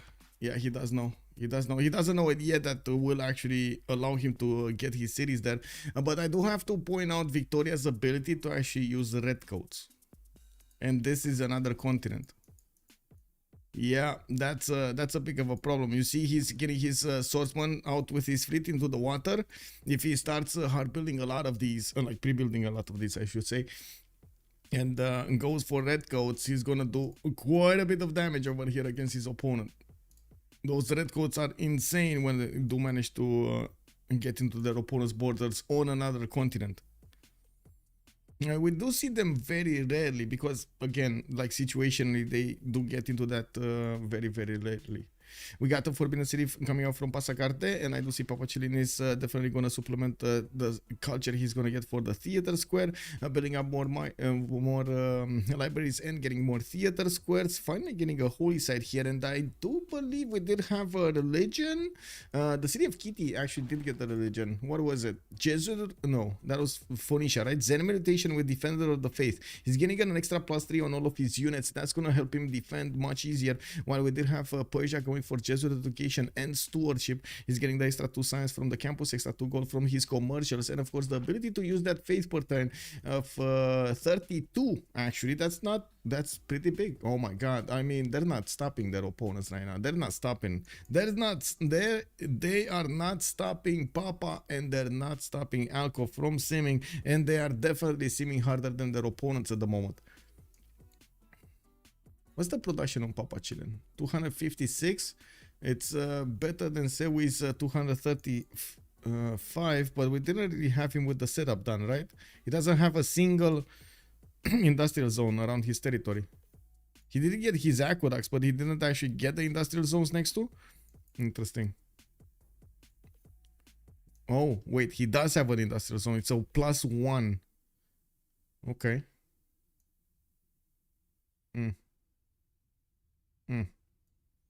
Oh well.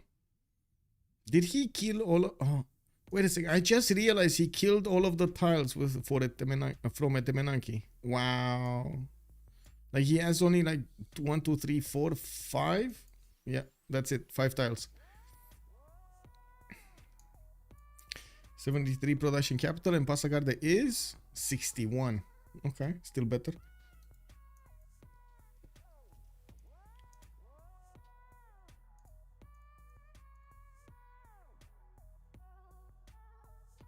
Oh, they put 10 minutes. Oh, cake. Well, I just read the chat here. Lol.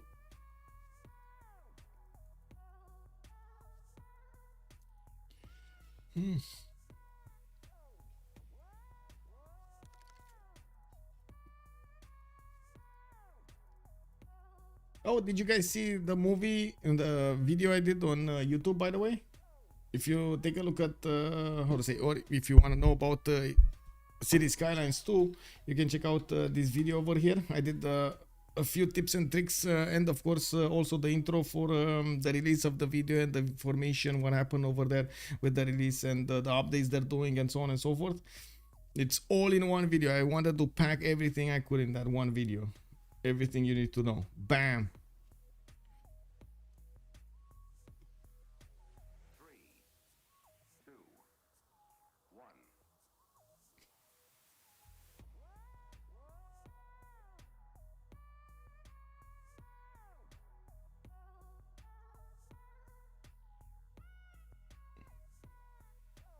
Reina establishing in Dashgreen's Portsmouth city. Why didn't he? I would have expected this in Hull or Amsterdam, actually, Reina. Because I'm pretty sure those trade routes are going through these cities to actually get to their destination. But I don't think Phoenicia is sending externals at the moment. He's still... Oh, no, he did. Carthage to Liverpool. There we go. He's actually sending it to this city, to the capital city. Wait, do you want to tell me that that trader is not going on the water to Liverpool? He's actually going through Portsmouth? Interesting. Isusin, Santa Cruz. Oh my god, look at this. Isusin plus Santa Cruz recruited here on Dashgreen. I mean, not even Japan's fleet can actually withstand this. Armada Ironclad. Does he level 1 Ironclad? He doesn't have the extra promotion one anymore, right? He did upgrade it. This was... What was the Rajan Dracula again? Oh, Broccoli. Come back, Broccoli. Oh. Wow. Yeah. Maybe they GG. Cloxiv? Yeah, I don't know. I mean, they didn't say anything. Oops, Phyrexis crash. Okay. They say Phyrexis crash. Do we need to lobby? We might need to relobby. I'm so sorry for the pings, by the way, in Discord. Whenever I restarted the stream earlier to fix the connection. Oh, yeah.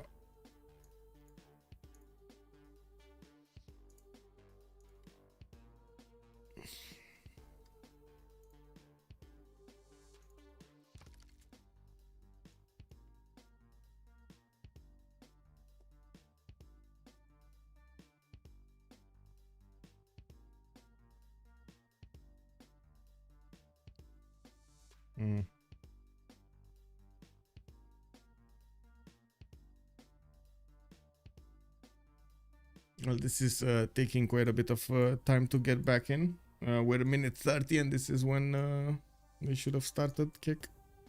Oh well. PAPACHILLIN is gonna upgrade some more of these styles. What did we have? Tobacco. No tobacco, right? And he does have tobacco. That actually hurts them. No amenity here from the tobacco. But we still have him on +6, +3. It's fine. He has enough of them. Of course, with 3 continents and the ability to trade with each other nicely, it's helping them a lot having those extra amenities. Now that they did lose Netherlands, that was 3rd continent they were on. So unfortunately, we do have escape Posel here with only 2 continents worth of amenities. It's not going to be a problem for example, Rakedet, but it's still not going to be good. We do have him on ecstatic citizens at the moment on +6, and his next door ally is content. You can see how major the difference is. This is going to hurt Japan so much, by the way. He lost not only a lot of science, but also a lot of production. We do have him down to 200 production and 141 gold with 74 science and 152 culture. And that was also a theater square with an amphitheater in it, aqueduct, campus, and industrial zone in that city center. Can you imagine how much production he just lost because he lost that city? Unbelievable. A campus is coming out from Tokyo, and I do see it is over here. It's going to be a +3 between all of those districts. And SHALKOWSKY is saying GG. That's it. They thought it out, they thought it over, 4 versus 3 situation. They said it is enough. We had enough. And yeah, this is it. This is it. GG Scapegoats. They got another win on the board. Very nice, very nice. Let's actually take a quick peek in the post-game chat if they're in that channel.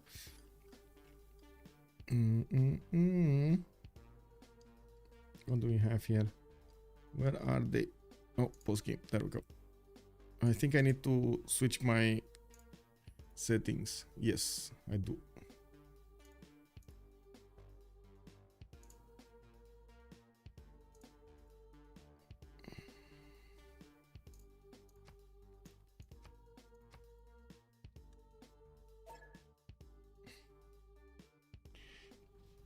Now we can finish that prediction in the meantime. Manage prediction. Oh, we didn't actually finish. Okay, it's fine. We finished the prediction. I was worried. Well, excellent. Yeah. Good evening. Hello. GG, well played over there. I gotta say, Dashgreen, you kind of played with your food, man. I was going crazy. You didn't want to, I don't know, it felt like you wanted him to put up more of a fight, you know? I mean, it wasn't worth me just like suiciding into the guy. I figured I could just sim up to crossbows and kill him then. I think you could have killed them with horses, to be honest. If you had like two Maybe. builders, you could have killed them with horses. I would have been pretty real afterwards though. He had tons of archers though. Would They could you? shoot down horses when he has so many. Oh Yeah, yeah, I mean, he got them after. That was the thing. Like the horse timing, when actually England had horses and started building them, he barely had like 3 archers and 2 warriors. No, 3 warriors, 2 archers, and something else. And then in the time that it took for Dashgreen to actually get something over there in Hull, he just exploded with archers. Hmm. Yeah. Oh, Yeah, we were expecting. I him to figured force it us up was an before we assured did. situation, so I just played it slow. Yeah. I mean, it's fine. It's fine. You still killed them at the end of the day, but you could have done it faster. You like the Yeah. level 4 quad? Oh, that was amazing. Yeah. And I gotta say, the chat was with you. I asked them if you're gonna lose the city of Hull. Because he was so close, man. He was so close. There was no shot that city was going down with boats there. You say that. You say, I don't know. Yeah, Yeah, we he's were, kind of lucky talking that about- Amsterdam's so Go ahead. defendable, because like if that wasn't like such a crazy bay, he would have just died super early to Mhm. Yeah, Pyrenes. there's 2 tile access. Yeah, Yeah. we were talking about earlier that they thought we were going to choose 7 Seas, Mhm. and it was a mistake that they left tilted access open. I Because thought you were I gonna don't- choose it too. yeah. Yeah. Okay. So Mhm. I to be honest, in the bands, in the pick and bands of the maps, I was thinking one side is definitely wanting a land, and another side wants the naval. I don't remember exactly who. I just remember the sides. And each of you were banning exactly what you wanted, what you didn't want. We were banning highlands and lakes first. Hmm. Yeah, Yeah, they we just banned went off what Phoenicia, we've been playing which was recently. forced naval. Yeah. And so land. So I was surprised when you picked tilted axis over 7 Seas. I don't think it was just like a land versus naval thing. It was more just we didn't want to play highlands or lakes Okay. because of the length of the game. Long games, yeah, makes sense. I was also curious why you remapped the first one, because I mean, from my perspective, it didn't seem like you had that hard of a time, and you had one of your opponents. Well, I guess you didn't know. He They was. revamped the first one. It was not us. Yeah, they Yeah. remapped the first one. They We remapped remapped the first. second one. The second one. Why did you remap the second? Yeah, just because my spawn was The Eleanor completely spawn. wrong. Okay. And That's the yours. tiles- Like maybe you saw more than that I did, but at turn 10 when we saw it was like I had like maybe 2 cities that weren't in tundra, Yeah. and yeah. You didn't get that bit of a setter now. But I guess it was much better compared to that one. Yeah. It's Yeah, I mean my spawn wasn't crazy here, but it's also full plains. Like I can still make this work. Obviously, it's not a great spawn, but I'd also had good tiles in my first ring, which you Mhm. can't really complain about. Yeah. Yeah, I think we got all the best pantheons for naval. Yeah.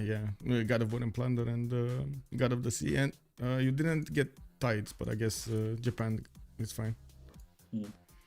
Did you see the Japanese Nagoya city dying to? Yeah, we oh, did. that was Okay. great. I didn't have vision over it, but I did. just I saw was it just die like, in oh the my fog. gosh, what's going on here? We caught it at the last second when it had like 5 HP, and oh my god, it happened. Yeah. He Well, was did it one actually turn off die with to? Samurai. To Johannesburg. He died to Johannesburg. Yeah, but like what units? Was it men at arms and stuff? No, swordsman and a crossbow. Like 4 swordsmen Oh, and a dear. crossbow. Yeah, he didn't Oh, have that's fantastic. not even a unit next. Yeah, Well, I we don't know where his saw at the start of the envoys game were that at, but he Japan had had more 9 culture than I did 9 for a while. military strength for a while. Yeah. Yeah. I don't think he'd think I would go for. I was thinking about going for Mitla, but Mom was on that, so I was like, Johannesburg is good. Let's do this. How come nobody picked Australia? I think we just thought the other ones were better. Okay. Yeah, what would we have picked Australia instead of? Instead of Eleanor. just wanted another half-price harbor civ. Yeah, we're thinking about admiral control quite a bit. Okay. Okay. Yeah, I mean, sure. It makes sense on this, man. Not to mention that double slam that you get the Dashgreen with Santa Cruz and Isusin at the same time. What? Oh yeah, that was a mistake. We were trying to buy the +3, but he took it right as I bought it. But that's okay. Yeah, because I'll you take, feel so I'll take bad with Ironclad Admiral. That's fine. Ironclad Armada, yeah. Or sorry, Armada level 3 level 4 frigate, because yeah, that's definitely easy to defend. Also, Michael, we can't actually see how much access Japan has to the coast. Can he easily access the coast with like a lot of his cities here? Yeah, right next to Cinquetti. Not easily. Like you're on the mark over there with your scout. It's right there where he should have settled the connection city. He doesn't have to the south anything. Yeah, I mean the plan was if we kept playing on was I just go battleship him because his science isn't really good enough to defend. Well, we Yeah, could both agree. canal in. There was a canal up by the ice too that I could settle. Yes, the copper. Not- You can go on the copper. Yeah, I could do that, or there's one on the right side as well. Yeah. Can you canal through this? Actually, you're talking about the No, small- right side, like of the right big side. ice patch. Oh, yeah, this over one. there. Oh, I see. Yeah, yeah, makes sense. Yeah. I didn't even see them. I just went for the pass of the least resistance over here. Yeah, that's true. You can go this way as well. Yep. Yeah, kind of felt. I do want to see ask PAPACHILLIN over here. You weren't really prioritizing all of the production adjacency on your industrial zones. No, not right off the bat. I accidentally tacked iron because I activated the engineer. Or I activated a scientist that gave me military tactics boost, Yeah. and it just I didn't have anything shift clicked on another tech, so I was going to put like a commercial there on the iron tile, but Yeah. I was really suffering in production in my capital. It was all like third ring tile buys. I had the tile buy card in a few times this game, but I just thought I could just put it there because I was gonna settle on the stone to the left, and then put an aqueduct. The stone to the left, right next to all the iron by the mountains. Yeah, I was gonna settle over there, put an aqueduct to the right, and then put a campus next to the other campus. Mm-hmm. Yeah, Oh, that makes more sense. Much more yeah. sense. Yeah. But I just didn't have I don't know. I just didn't see the value in the city paying off anytime soon. So I was thinking fresh water settles, and then I settled one off fresh up to the north for Aeroscore into Mount Everest. Yeah, the city of Tarsus. Mhm. Getting Yeah. religion also, I got I a- see. Yeah, I got Jesuits in Steward Mhm. ship, so that worked out. And yeah, I was just trying to maintain Golden. That's all I was trying to do. And I was gonna head towards labs. Yeah, Yeah. makes sense. You don't need to do any kind of unit here. You just let England Eleanor fight it off. Yeah, I was Okay. just waiting for that, and I just sim up. Yeah, the only angle we thought they had was possibly go for culture victory, but even then it would have been really hard for them. I have my own doubts if you would have reached nukes in the middle of Rakedets. I think you did actually, but there was like one tile, and maybe he could have done something about it. Like if this game went very, very, very long. Redcoats though. Oh man, I was so excited to see some redcoats from Dashgreen. Yeah. I don't think if he Redcoats wanted would've to, been good. but Yeah, that would have been nice. I We could have would've- done red codes onto Age of Steam, yeah. yeah. I'm not sure Egypt would be able to carry. Like, I feel like Papa would just outscale him. Like, assuming I'd kill Egypt. assuming I kill, well, not kill, but like I don't die to Japan or anything like that, which I hopefully wouldn't. Yeah. But yeah, we were kind of surprised he didn't just CC after they lost that city to the city state. Yeah, what was that? Was that his like before, or was that what was that his? It was 10 Like pop, that. I think. Yeah, the Nagoya city was pretty big, I think, right? That That's was, pretty close. I That think must have been was his second B4. city. Or B3. I don't Oh, think wow. he considered No. Fukuoka. Oh, did he?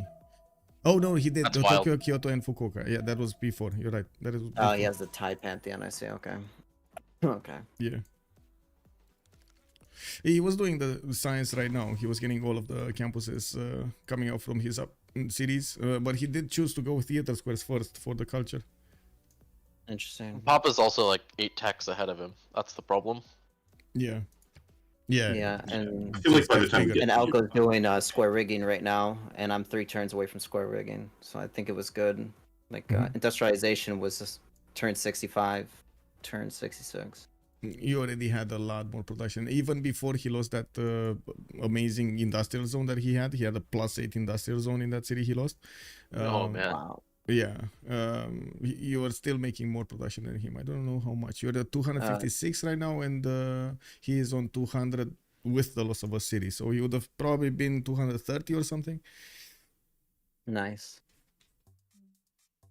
Yeah, I needed so many builders for that spawn. It was actually insane. Yeah. I still You need did get builders, one as you from can a see. hut, didn't you? Yeah, I did get one from a hut. Yeah, that was helpful. You Very see? helpful The- early. You the see, last guys spawn, I take got 2 free us, builders. 2 the free guys builders give last us- spawn. Yeah. Yeah, I asked for it too. I was like, give me a builder, and it did. I was like, yes. Wow. Yeah, nice. I was happy that I got Artemis in the spawn. That was Artemis and Ping are in Moshe City. Feels so good. Yep. Well, GG, well played. Yeah, GG's. And, Thank you. see Thank you in for the next ones. casting. With my Much pleasure. love. Thank you for having me. Appreciate it. Have a good evening. Bye-bye. Bye bye. Much love, brother.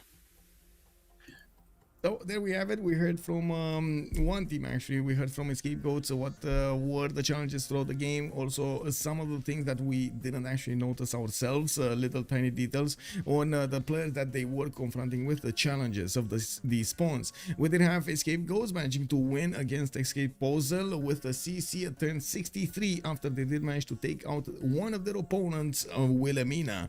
We will have another game tomorrow. I'm not sure exactly which because there are a few of them, and I didn't actually get to secure a spot right now, but I'm gonna try to get one as quickly as possible. I do want to say thank you for everything. Much appreciated for that hype at the beginning. The hype train, choo-choo, we went amazing at the beginning of the stream. Thank you guys, thank you so much. Anonymous Gifter, Moon's Wrath over there, and we didn't have Finding Dave. Much appreciated, sirs.